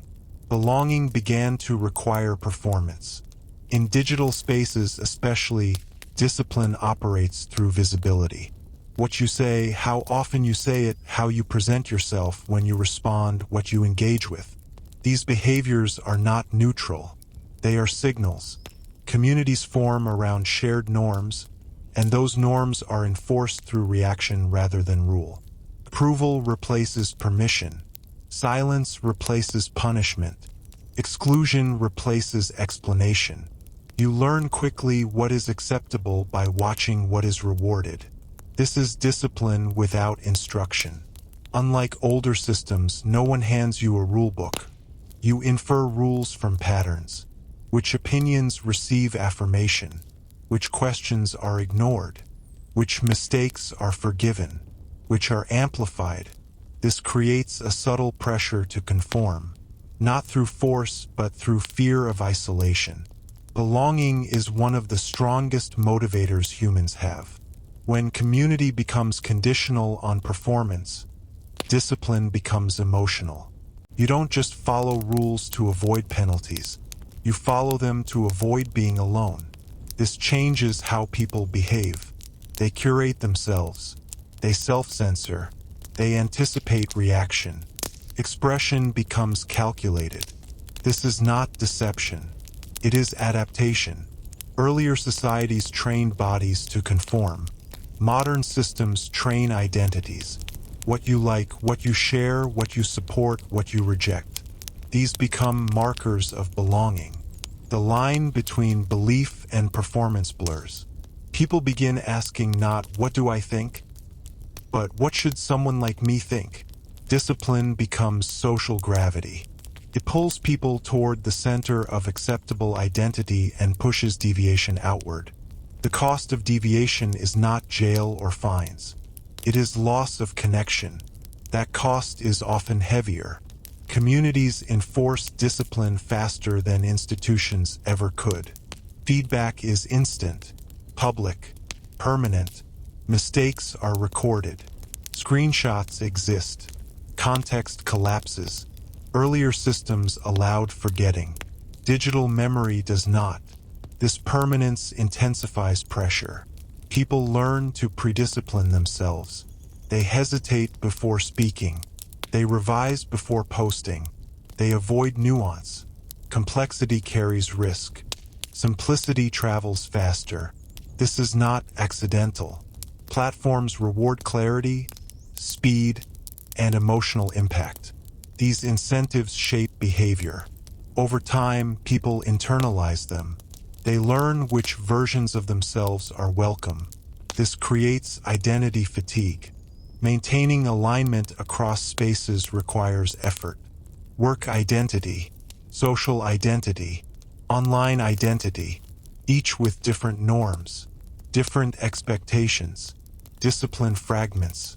People feel stretched thin, not because they lack discipline, but because they are disciplined in too many directions at once. This fragmentation erodes coherence. In earlier societies, discipline unified identity. You were a farmer, a soldier, a monk. Roles were stable, expectations clear. Modern identity is modular. You switch contexts constantly. Each context disciplines you differently. The mental cost is real. This is why belonging feels both abundant and fragile now. Communities are everywhere, but attachment feels conditional. You belong as long as you perform correctly. This creates anxiety. People fear missteps not because they are wrong, but because they are costly. Social discipline is efficient, but unforgiving. It lacks proportionality. A small mistake can have outsized consequences. The punishment is not measured. It is viral. This unpredictability increases self-censorship. And when self-censorship increases, authenticity decreases. People present safer versions of themselves. Communities become more uniform, but less resilient. Uniformity feels stable until it encounters difference. Then it fractures. History shows that strong communities tolerate variation. Weak ones enforce purity. Purity is brittle. When identity-based discipline becomes rigid, it drives people toward extremes. Some withdraw completely. Some double down performatively. Some seek belonging in tighter, more exclusive groups. These groups often impose even stricter discipline in exchange for certainty. This is how polarization grows. People move toward spaces where rules are clear and identity is affirmed, even if those rules are harsh. Certainty becomes more attractive than nuance. This is not a moral failure. It is a response to instability. Discipline promises clarity, but clarity without flexibility becomes dogma. Dogma simplifies identity but constrains growth. Modern societies are navigating this tension in real time. How do you create belonging without suffocation? How do you enforce norms without erasing individuality? How do you maintain coherence without fear? These are not abstract questions. They shape daily experience. People sense when discipline protects community and when it polices it. The difference lies in intent and proportion. Supportive discipline corrects behavior while preserving dignity. Extractive discipline enforces conformity without care. Communities thrive under the first and fracture under the second. Individuals feel this intuitively. They gravitate toward spaces where mistakes are survivable, where disagreement does not equal exile. These spaces are rare, but they exist. They often feel slower, less performative, less optimized. They value listening over reaction. In a world trained for speed, slowness becomes radical. Choosing slower communities is a form of resistance. It protects identity from constant performance. It allows belonging without exhaustion. This does not mean rejecting discipline entirely. Communities still need norms, boundaries, shared values, but they need elasticity. History suggests that the future of discipline lies not in stricter enforcement, but in gentler integration. Rules that guide rather than trap. Norms that orient rather than police. Belonging that holds rather than tests. If you're listening and recognizing yourself in this, you're not alone. Many people feel the pressure of performing identity without knowing why it's exhausting. That exhaustion has structure, and understanding that structure gives you choices. Belonging has always shaped meaning. In earlier societies, purpose was largely inherited. You were born into a role, a faith, a rhythm of life that told you who you were and what mattered. Discipline supported that structure. It narrowed choices, but it also reduced uncertainty. As those inherited structures weakened, discipline didn't disappear. It migrated into identity itself. This is where discipline becomes existential. When community is no longer guaranteed, people search for it. When meaning is no longer inherited, people construct it. And when identity is no longer stable, people work constantly to maintain it. Discipline becomes the scaffolding holding the self together. Modern identity is assembled from fragments: career, beliefs, aesthetic, values, online presence, relationships. Each fragment carries its own expectations and norms. Each demands maintenance. This maintenance is disciplined labor. You update yourself continually. You adjust language depending on audience. You refine beliefs as contexts shift. Identity becomes a project. Projects require discipline. At first, this feels empowering. You are not trapped by tradition. You can choose who you become. You can belong where you feel aligned. But choice comes with responsibility. If identity is chosen, then failure feels self-inflicted. If belonging is earned, then exclusion feels deserved. If purpose is constructed, then emptiness feels like personal error. This is a heavy burden. Earlier societies shared responsibility for meaning. Modern individuals carry it alone. Discipline fills the gap. Routines promise stability. Goals promise direction. Communities promise validation.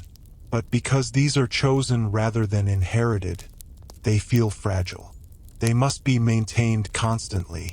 This is why many people feel anxious even when successful. Success does not secure identity permanently. It only postpones doubt. Discipline becomes defensive. You work to avoid falling apart rather than to build something enduring. Digital life intensifies this. Online identity is always visible, always comparable. Metrics quantify belonging. Engagement measures relevance. Silence feels like disappearance. You are not just disciplined by rules. You are disciplined by attention. Attention becomes currency. Being seen feels like existing. Being unseen feels like erasure. This makes people perform even when exhausted. They stay present to remain real. The cost is depth. When identity must be maintained continuously, reflection feels risky. Slowness threatens relevance. Withdrawal feels like failure. This environment rewards consistency over growth.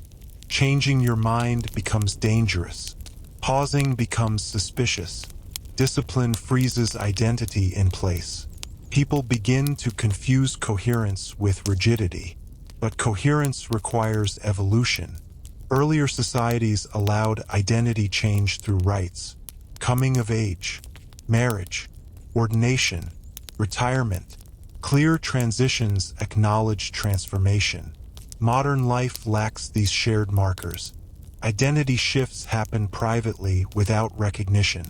People change quietly while being expected to remain consistent publicly. This creates tension.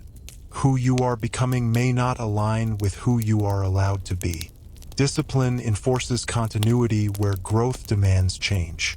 This is why many people experience identity fatigue.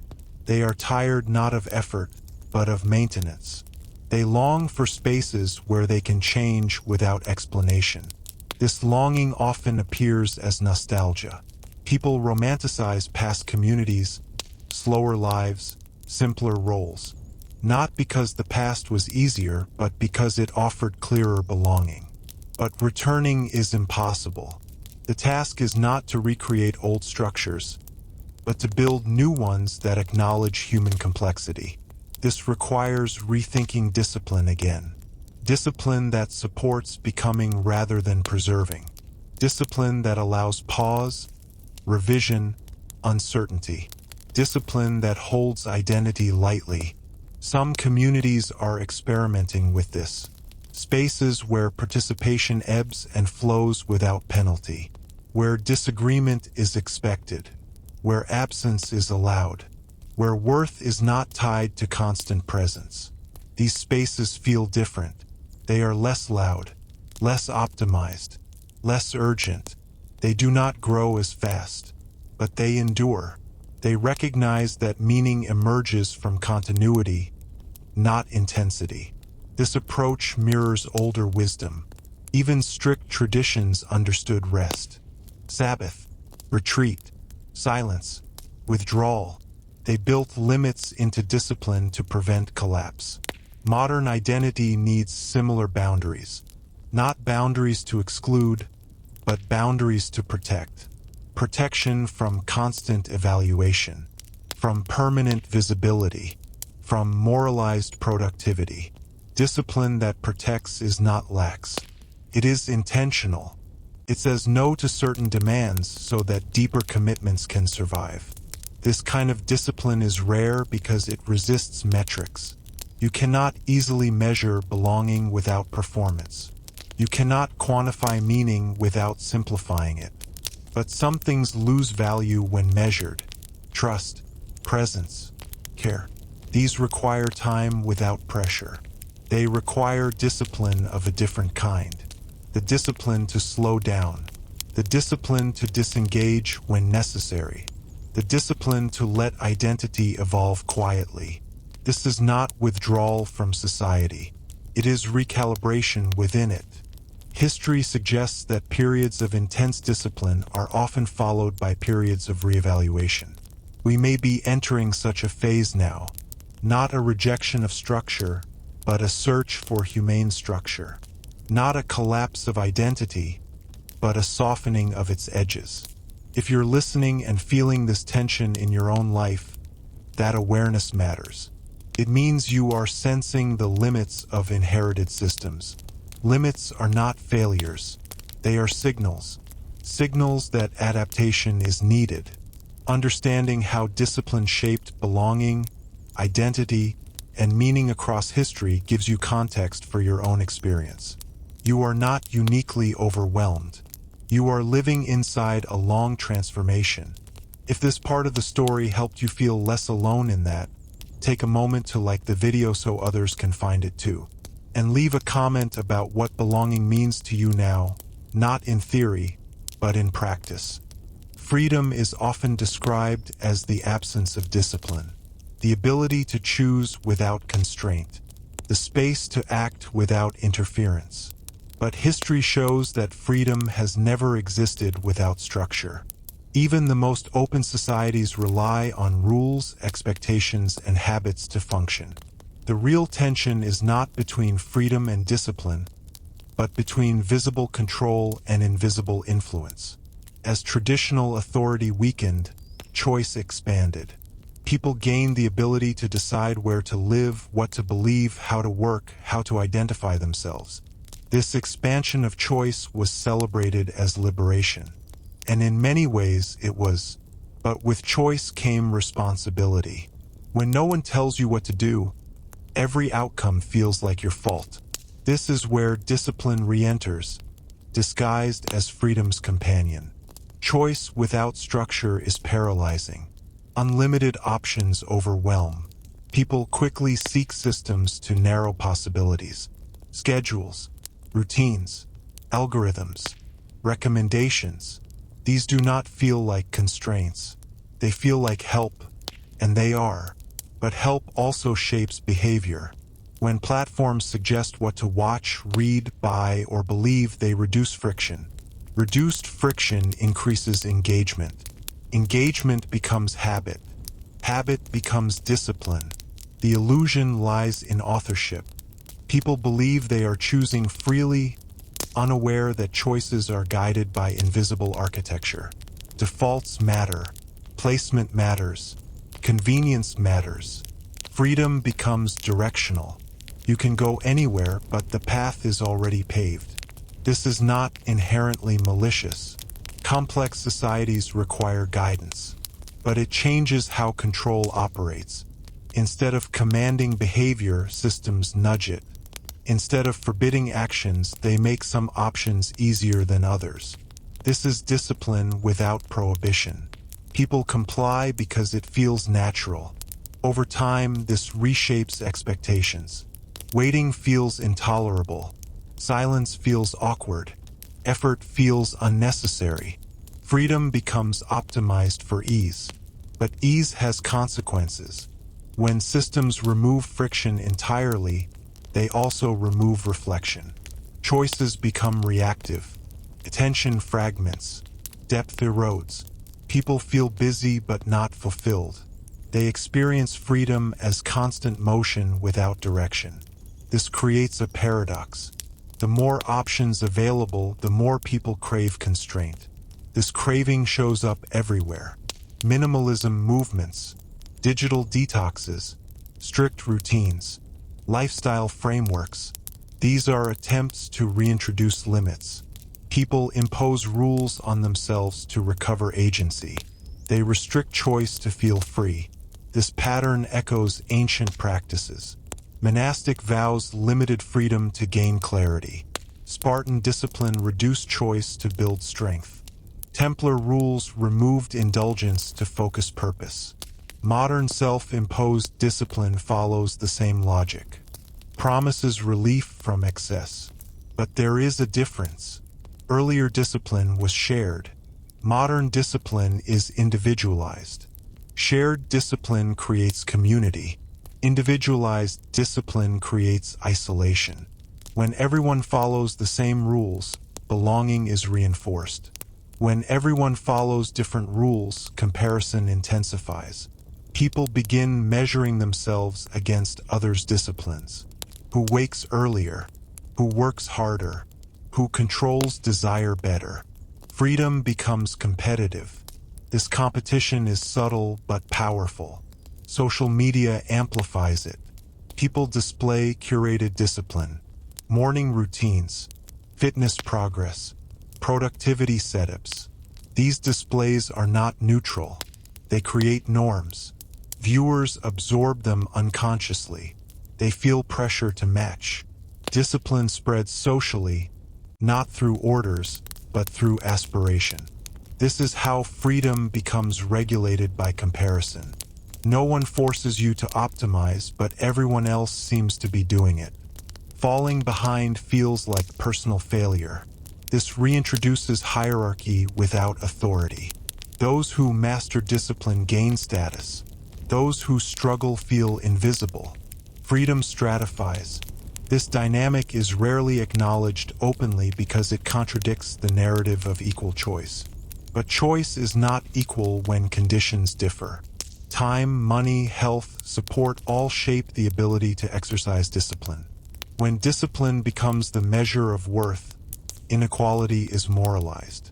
Those who succeed are praised as disciplined. Those who fail are blamed for lack of control. This framing is deeply ingrained. It allows systems to avoid responsibility. If outcomes reflect discipline, then systems are fair. History shows the danger of this logic. It blinds societies to structural problems. It justifies neglect. It discourages collective solutions. Freedom becomes isolating. People are free to succeed or fail alone.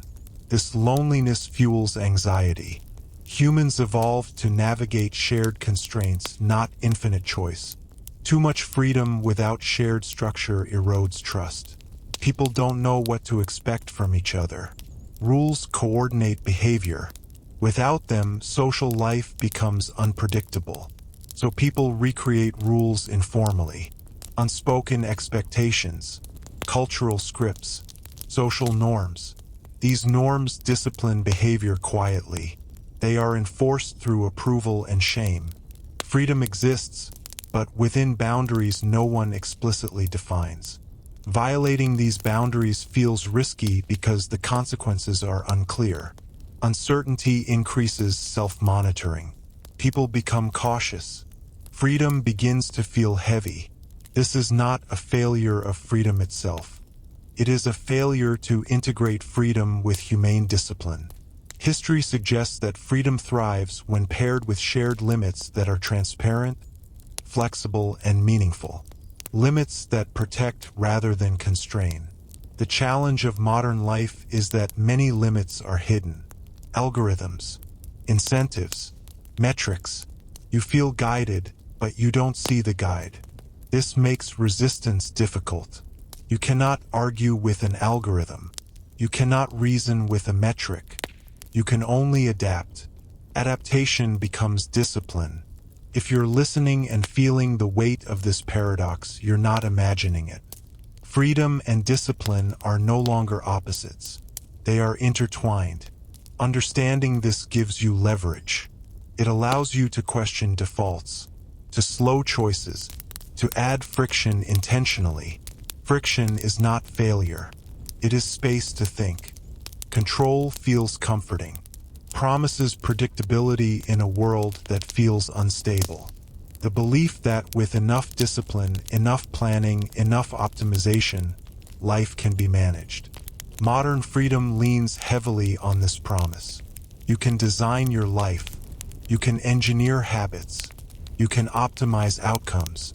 If something goes wrong, the assumption is simple. Adjust the system. This belief is powerful, but it rests on an illusion. History shows that control has always been partial. Even the most disciplined societies faced randomness. Crop failures, illness, war, weather, human error. What changed is not uncertainty itself, but how we interpret it. Earlier societies accepted limits openly. Fate, gods, nature, chance. These concepts acknowledged that not everything was controllable. Discipline existed alongside humility. Modern culture quietly removes that humility. If systems are efficient and data is abundant, uncertainty feels like a flaw rather than a condition. This shifts how people relate to failure. Failure becomes personal.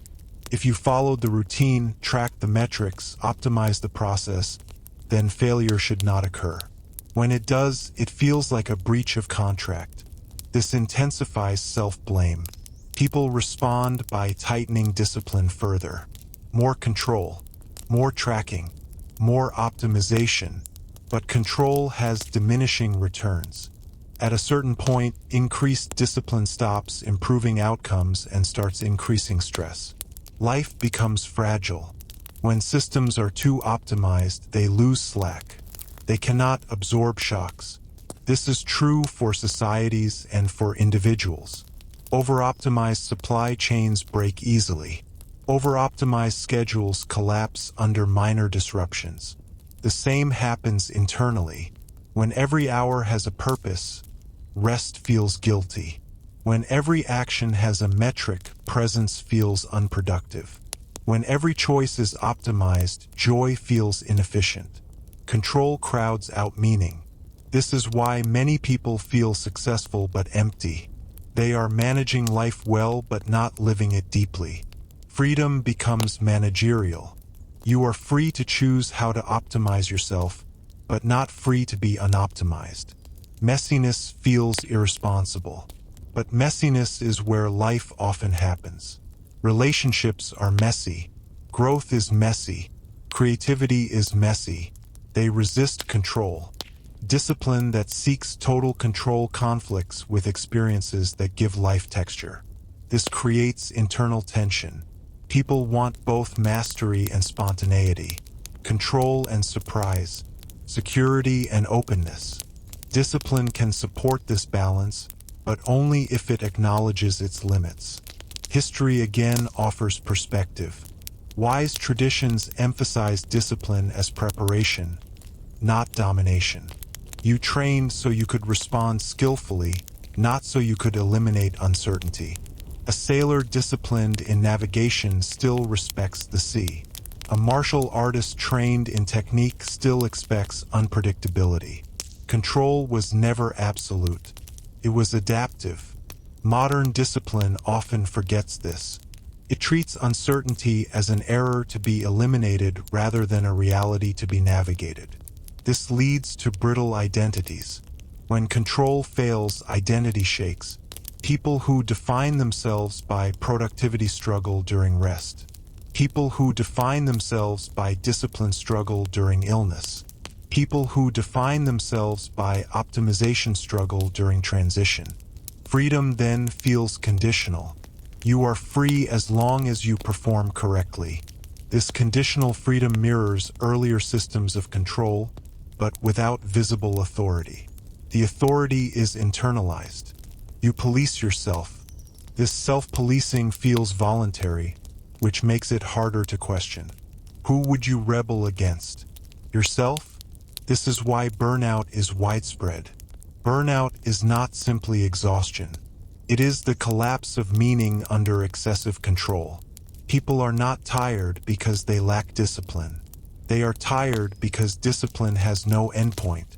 There is always another improvement. This endless horizon erodes satisfaction. Satisfaction requires closure, completion, acceptance. Control resists closure. There is always something to fix. Freedom without acceptance becomes restless. Some people respond by rejecting discipline entirely. They seek spontaneity, indulgence, escape. This offers temporary relief but often creates instability. Others double down, believing more control will finally deliver peace. Both reactions miss the middle path. The middle path recognizes that freedom is not the absence of limits, but the ability to choose which limits matter. Not all constraints are equal. Some limits drain life, others protect it. The challenge is discernment. Which disciplines expand your capacity to engage with life? Which ones shrink it? This discernment cannot be automated. It requires reflection. Reflection requires slowing down. This is where modern systems struggle. They reward speed, not reflection. Output, not insight. Choosing reflection becomes an act of resistance. It introduces friction. Friction interrupts automatic behavior, creates space for awareness. In that space, control softens. You begin to see discipline not as a weapon against uncertainty, but as a support for navigating it. This reframes freedom. Freedom is not control over outcomes. It is resilience within uncertainty. Resilience allows flexibility, tolerates failure. It adapts rather than collapses. Discipline that builds resilience looks different. It includes rest as essential, not optional. It values consistency over intensity. It allows identity to shift without crisis. This kind of discipline feels quieter. It doesn't perform well online. It doesn't produce dramatic transformations, but it endures. History favors endurance. Societies that survive are not those with the tightest control, but those with adaptable discipline. The same applies to individuals. If you're listening and recognizing your own relationship with control in this story, that recognition matters. It's the first step toward choosing discipline consciously rather than inheriting it blindly. Time changes how discipline feels. When people are young, discipline is often framed as investment. You tolerate discomfort now for reward later. Study harder so life will be easier. Work longer so freedom comes sooner. Delay pleasure so stability arrives faster. Time is imagined as generous. There is a sense that effort compounds endlessly, that every sacrifice will eventually pay interest. Discipline feels hopeful, feels like leverage. This belief is not wrong, but it is incomplete. As time passes, the relationship between effort and reward becomes less linear. You begin to notice that some work pays off slowly, some quickly, and some never. You see people who followed the rules and still struggled. You see others who broke them and thrived. The equation becomes messier. Discipline starts to feel heavier, not because it stopped working, but because time revealed its limits. Early in life, discipline is often imposed externally. Parents, schools, schedules, expectations. You resist it, but you don't question its existence. It's simply part of the environment. Later, discipline becomes self-directed. You choose routines. You set goals. You decide what matters. This shift feels empowering, but it also removes a buffer. When discipline comes from outside, failure can be blamed on the system. When it comes from within, failure feels personal. Time intensifies this feeling. As years accumulate, the margin for error feels smaller. Choices feel more consequential. There are fewer do-overs, or at least fewer that feel harmless. Discipline becomes anxious. People start asking different questions. Is this still worth it? Am I too late? Did I choose wrong? These questions are not signs of weakness. They are natural responses to time becoming visible. Youth experiences time as abundance. Adulthood experiences time as structure. Aging introduces a new kind of discipline, the discipline of prioritization. You cannot do everything anymore, not because you lack ability, but because time forces selection. This is where many people struggle. Earlier discipline focused on adding more skills, more hours, more goals. Later discipline requires subtraction, saying no, letting go, accepting limits. Subtractive discipline feels counterintuitive in cultures that equate growth with accumulation. But time does not reward accumulation forever. At some point, excess becomes noise. This transition often creates discomfort. People feel guilty for resting, guilty for narrowing focus, guilty for not striving as aggressively as before. They interpret changing priorities as loss of ambition. But it is often clarity. History shows that wise systems adjusted discipline across the lifespan. Apprentices trained intensely. Masters practiced selectively. Elders advised rather than labored. Roles changed. Discipline adapted. Modern life often ignores this. It expects constant output regardless of age or stage. This mismatch creates burnout in midlife. People are still disciplined as if they are building foundations, even when they are meant to be maintaining structures. Maintenance requires a different discipline. It values consistency over intensity, sustainability over acceleration, presence over expansion. This is rarely taught. Most cultural narratives celebrate beginnings, not continuities. Starting a business, starting a routine, starting a transformation. Few celebrate staying, sustaining, stabilizing. Yet most of life happens there. Time teaches this quietly. You learn that not every season is for growth. Some are for consolidation, some for rest, some for repair. Discipline that ignores seasons becomes destructive. This applies to work, relationships, health, identity. People disciplined to push relentlessly often mistake fatigue for failure.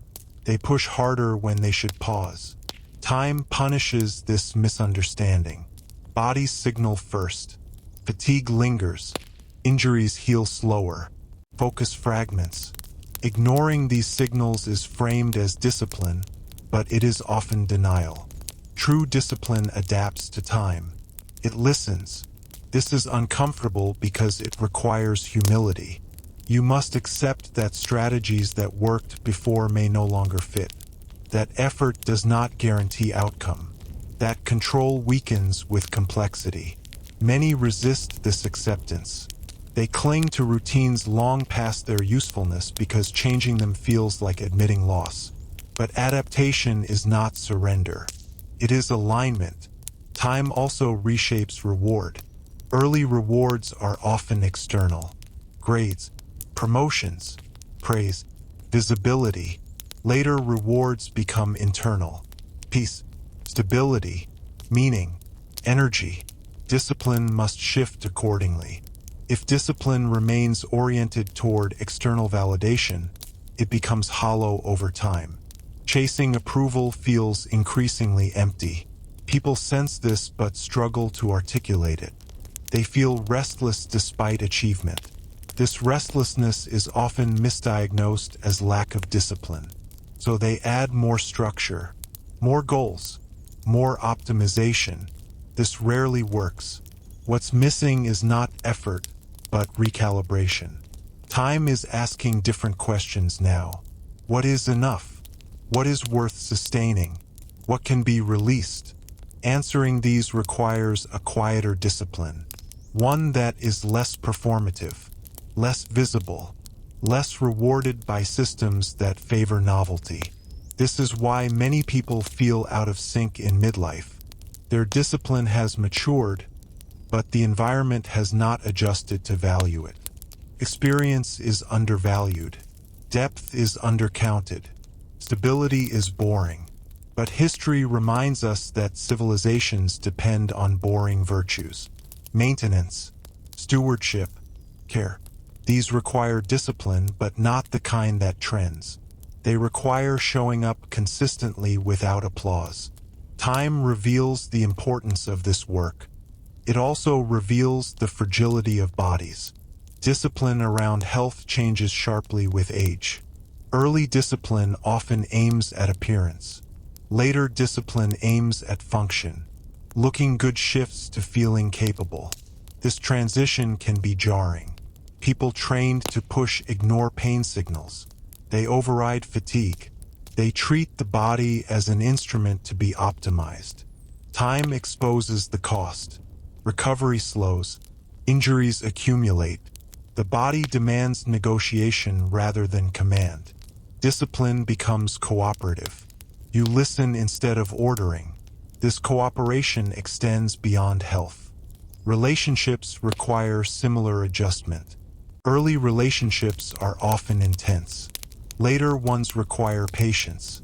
Discipline in communication shifts from expression to listening, from winning to understanding. Time teaches that being right is less important than being connected.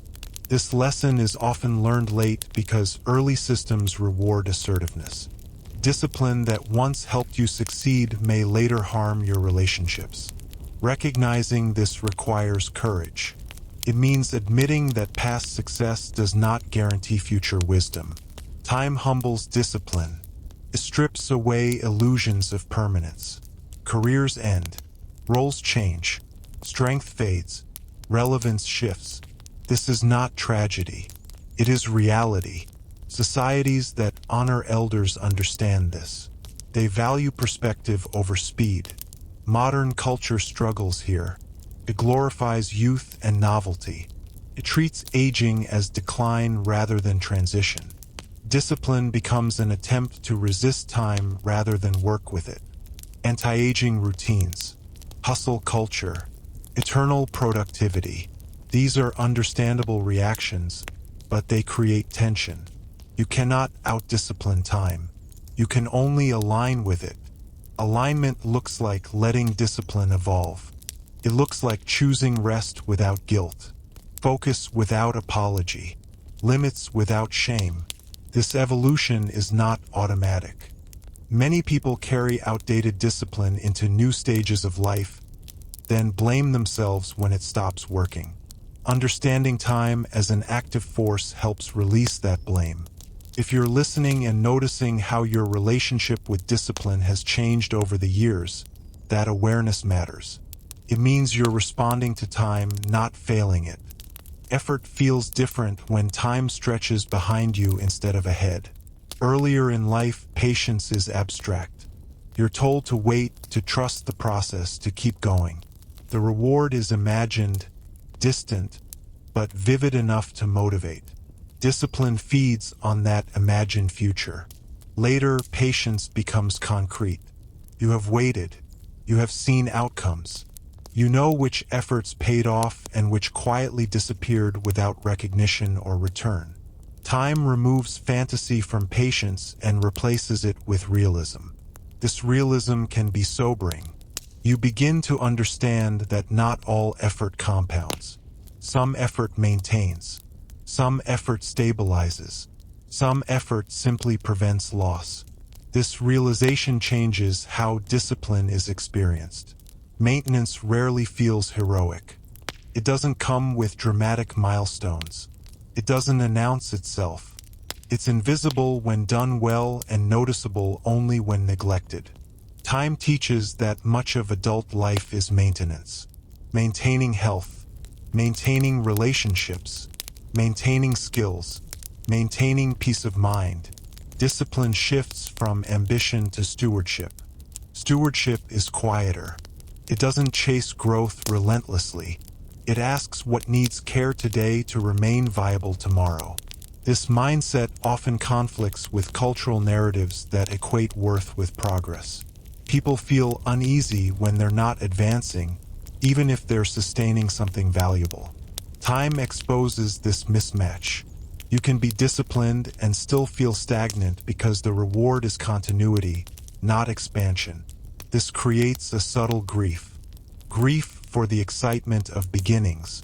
Grief for visible wins. Grief for the belief that effort always leads somewhere new. But stewardship carries its own meaning. Preserves what matters. History honors stewards more than strivers, even if recognition comes later. Civilizations survive because someone maintained roads, archives, farms, rituals, not because everyone chased novelty. The same is true in personal life. Families endure because someone keeps showing up. Communities persist because someone keeps caring. Skills remain sharp because someone practices without applause. Discipline rooted in stewardship is patient in a different way. It is not waiting for reward. It is accepting responsibility. This acceptance can feel heavy at first. Responsibility implies constraint. You can't walk away easily. You can't optimize endlessly. You must commit. But commitment simplifies. When you stop chasing every possible outcome, effort becomes focused. You are no longer disciplined for potential futures. You are disciplined for present obligations. This reduces anxiety. Time also changes how reward is perceived. Early rewards are loud. Later rewards are subtle. A calm morning, a reliable body, a trusted relationship, a mind that doesn't race constantly. These rewards are easy to overlook because they don't announce themselves. Discipline helps you notice them. It trains attention toward stability rather than novelty. This retraining takes time. People accustomed to constant stimulation struggle with quiet rewards. They mistake calm for boredom, but boredom often masks peace. Time reveals the cost of ignoring this. People who never adapt their discipline feel perpetually dissatisfied. They achieve but never arrive. They move but never settle. Settling is misunderstood. It's not giving up. It's arriving where effort aligns with reality. Time also reframes urgency. When younger, everything feels urgent. Missed opportunities feel catastrophic. Delays feel dangerous. As years pass, urgency softens. You see cycles repeat. You see crises resolve. You see missed paths replaced by others. This doesn't eliminate urgency entirely, but it contextualizes it. Discipline becomes less reactive. You stop responding to every alarm. This selective response conserves energy. Energy becomes precious over time. You notice how easily it drains, how long it takes to recover, how thoughtlessly it was spent before. Discipline shifts toward energy management. Not how much you can do, but how sustainably you can do it. This is another form of stewardship. Protecting energy protects longevity. Modern systems rarely teach this. They encourage maximal output until burnout forces a stop. Time teaches gentler lessons, often through discomfort. Those who listen adapt. Those who don't accumulate damage. Damage doesn't always look dramatic. It shows up as chronic fatigue, irritability, detachment, cynicism. These are signs that discipline is misaligned with time. Realignment requires honesty. You must admit that some efforts no longer serve you, that some goals were borrowed, that some discipline was inherited without reflection. This admission can feel like failure, but it is often growth. Growth is not always additive. Sometimes it is subtractive. Time also deepens patience. Not passive patience, but informed patience. You learn what can be rushed and what cannot. Relationships cannot be rushed. Healing cannot be rushed. Trust cannot be rushed.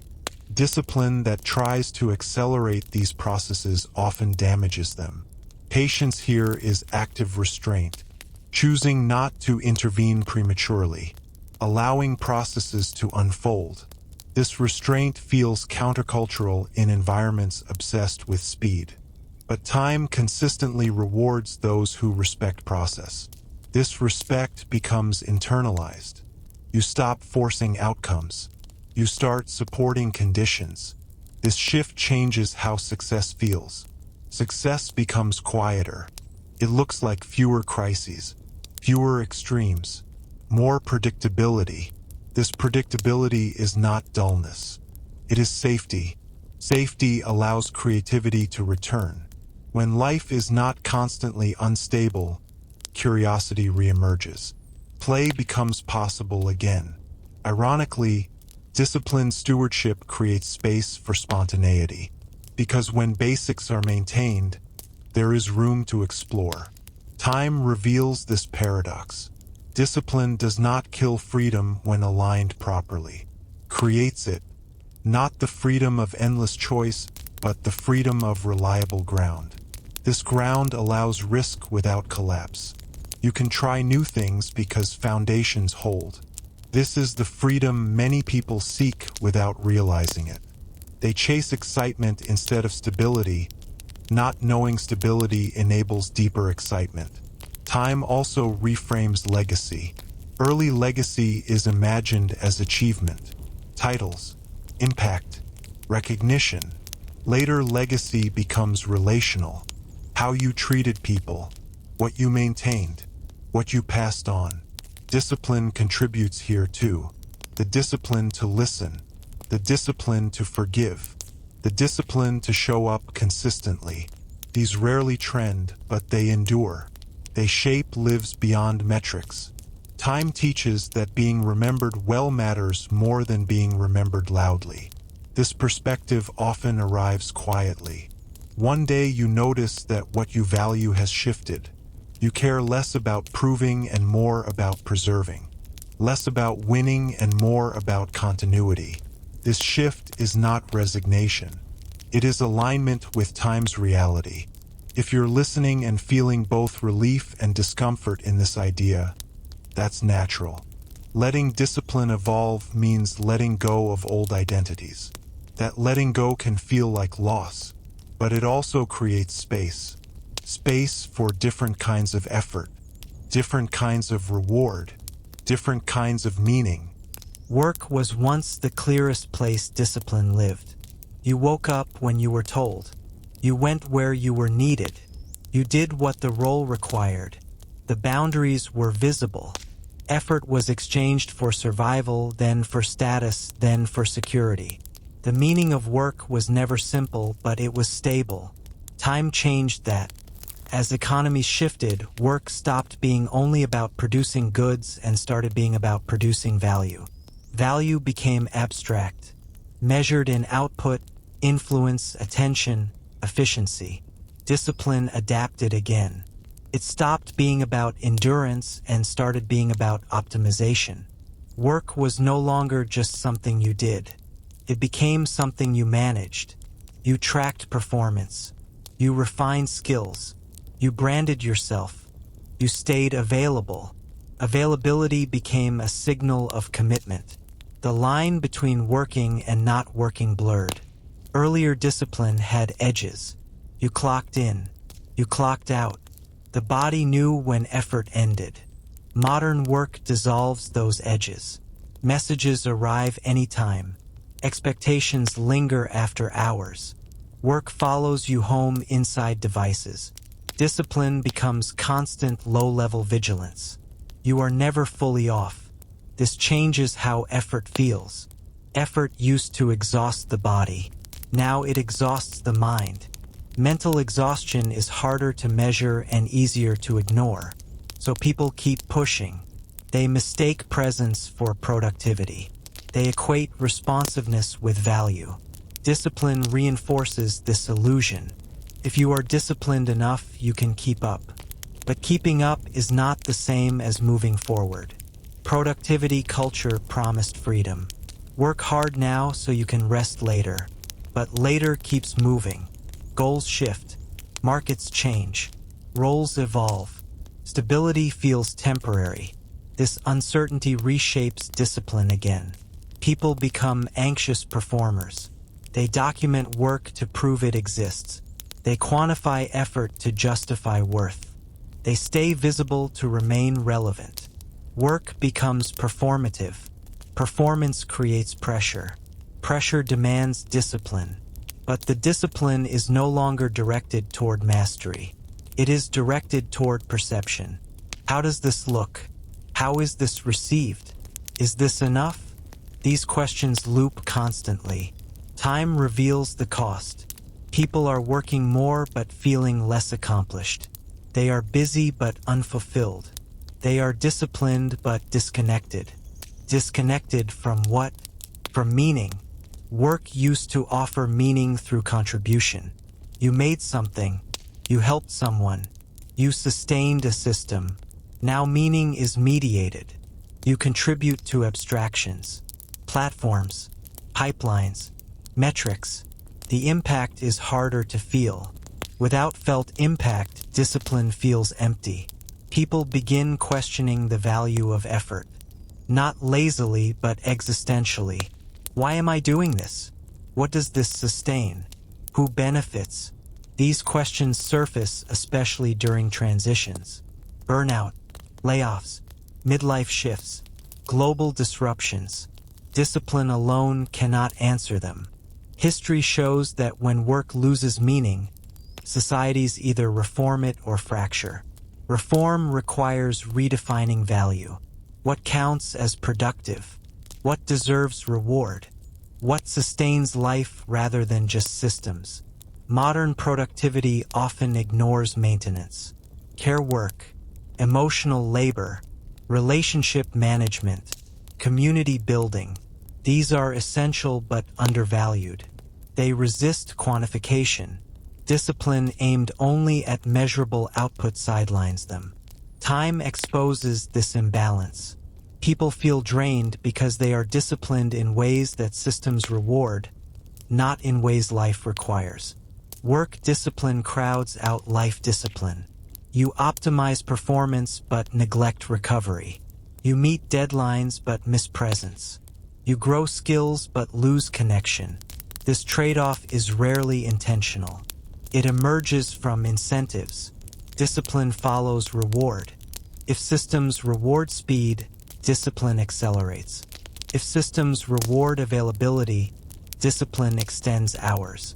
If systems reward visibility, discipline performs.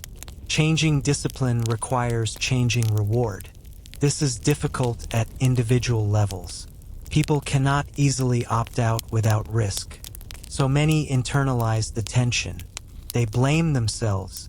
They try to be more disciplined instead of questioning the structure discipline serves. This misdirection fuels burnout. Burnout is not a failure of discipline. It is a mismatch between discipline and meaning. People are not tired of working. They are tired of working without purpose. Time sharpens this realization. Especially as people age, they become less willing to trade life for abstraction. They want work to integrate with life, not replace it. This desire is often framed as weakness, but history suggests it is correction. Periods of extreme productivity are followed by periods of reevaluation. Work systems that ignore human limits eventually collapse or reform. We are living inside such a moment. Remote work, flexible schedules, shifting values. These are attempts to renegotiate discipline. They are imperfect and uneven, but they signal change. People want autonomy without isolation, structure without suffocation, purpose without performance theater. This requires redefining discipline at work. Discipline not as constant output, but as reliable contribution. Not as visibility, but as trust. Not as optimization, but as sustainability. Sustainability reframes effort. It asks not, how much can you produce? But, how long can this continue without harm? This question applies to individuals and systems. A disciplined worker who burns out is not disciplined well. A disciplined system that consumes people is not disciplined wisely. Time makes this obvious. You see talented people leave. You see health decline. You see creativity fade. These are signals. Ignoring them is undisciplined. True discipline responds to reality. It adjusts, protects capacity. Capacity is the ability to continue meaningfully. This is where all threads of this story converge. Discipline began as survival. It became control. It became identity. It became performance. Now it faces its next transformation toward stewardship. Stewardship of time. Stewardship of energy. Stewardship of attention. Stewardship of meaning. Work that supports stewardship looks different. It values rest as productive. It respects boundaries as functional. It rewards depth over noise. This is not idealism. It is pragmatism over long time horizons. Systems that adapt survive. Individuals who adapt endure. The final lesson time teaches discipline is humility. You are not infinite. Your attention is not endless. Your effort is not free. Discipline that ignores this becomes self-destructive. Discipline that honors it becomes liberating. Liberation does not mean ease. It means alignment. Effort aligned with values. Work aligned with life. Discipline aligned with time. This alignment feels quieter than ambition, but it feels truer. If you're listening and reflecting on your relationship with work, productivity, and discipline, pause here. Notice what feels heavy. Notice what feels sustaining. That awareness is not weakness. It is wisdom emerging. If the story has stayed with you through all these parts, take a moment now to like the video. It helps others find a longer, quieter conversation in a loud world. And if you're still here, consider subscribing, because this channel exists for people who think deeply about how we live, work, and endure. Meaning does not announce itself when it arrives. It settles quietly, often after ambition has loosened its grip, after the need to prove has softened, after discipline has stopped trying to conquer life and started trying to support it. Time brings most people to this realization slowly. At first, discipline feels like a ladder. Each rung promises elevation. You climb because standing still feels like falling. Effort becomes identity. Productivity becomes proof. Then, somewhere along the way, the ladder stops leaning against anything solid. You are still climbing, but the view does not change. This is the moment many people feel lost. not because they lack discipline, but because the purpose discipline once served has expired. This moment is not failure. It is transition. Earlier forms of discipline were necessary. They built skills. They created stability. They taught endurance. But no single form of discipline fits an entire life. The mistake many people make is assuming that what once worked must always work. Time disproves this assumption relentlessly. Bodies change. Priorities shift. Context evolves. Meaning migrates. Discipline must migrate too. The final form discipline takes is rarely dramatic. It does not look like hustle or sacrifice or optimization. It looks like discernment, knowing when to act and when to wait, knowing what deserves effort and what does not, knowing when discipline protects you and when it imprisons you. This discernment cannot be taught quickly. It emerges from experience, from paying attention to consequences, from noticing patterns across years, not days, from recognizing that some effort drains you while other effort nourishes you. This recognition is subtle. It often feels like slowing down, even when you are moving with more intention than ever before. At this stage, discipline is no longer about control. It is about care. Care for the body because you understand it carries you through everything else. Care for the mind because you've seen what chronic strain does. Care for relationships because isolation costs more than it saves. Care for work not as identity, but as contribution. Care for time because you now feel its weight. This care-based discipline is not visible. It does not generate impressive metrics. It does not perform well on platforms built for spectacle. But it creates a life that holds together. And that matters more than it sounds. History is filled with people who burned brightly and vanished. It is quieter about those who endured. Endurance is not passive. It is active restraint. The restraint to stop chasing every opportunity. The restraint to stop reacting to every signal. The restraint to stop optimizing beyond usefulness. This restraint feels counterintuitive in a culture that equates more with better. But time confirms its wisdom. Lives that endure are not maximal. They are balanced. Balance is often misunderstood as compromise. But real balance is precision. It is placing effort exactly where it matters. This precision requires discipline, but a mature one. One that understands that not all effort is equal.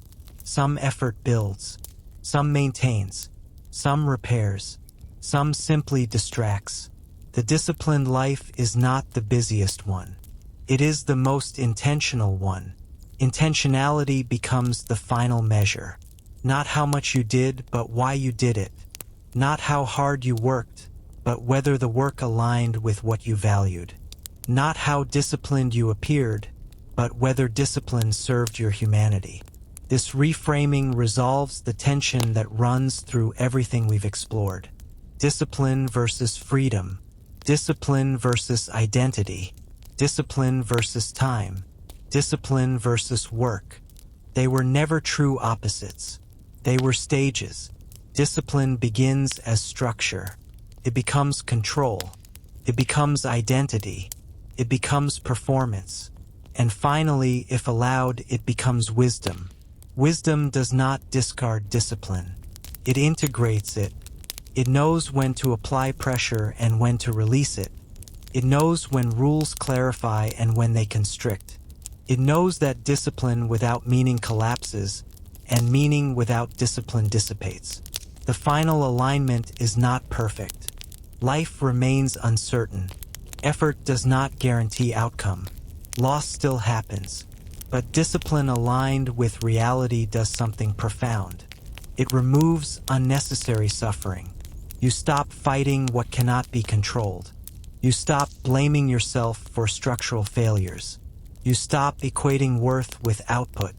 You stop living as if rest must be earned. Instead, you live with a steadier rhythm. Effort rises and falls with seasons. Ambition sharpens and softens as needed. Identity holds loosely enough to adapt. This is not the life many people imagine when they think of success. But it is the life many people wish they had pursued earlier. Not because it is easier, because it is sustainable. And sustainability is the quiet foundation beneath everything that lasts. If you've stayed with this story to the end, that says something about you. It says you're willing to sit with complexity. It says you're thinking beyond quick answers. It says you're not just interested in discipline as a tool, but as a force that shapes entire lives. If this story gave language to thoughts you've been carrying quietly, take a moment now to like the video so others can find it. And if you haven't yet, consider subscribing. This channel exists for people who want depth over noise, clarity over urgency, and meaning over performance. Before you go, leave a comment with one sentence. Not advice, not a summary, just one sentence about how your relationship with discipline has changed over time. Someone reading it will recognize themselves in it. And that recognition matters more than metrics ever will. This is where the story ends. Not with an answer, but with alignment.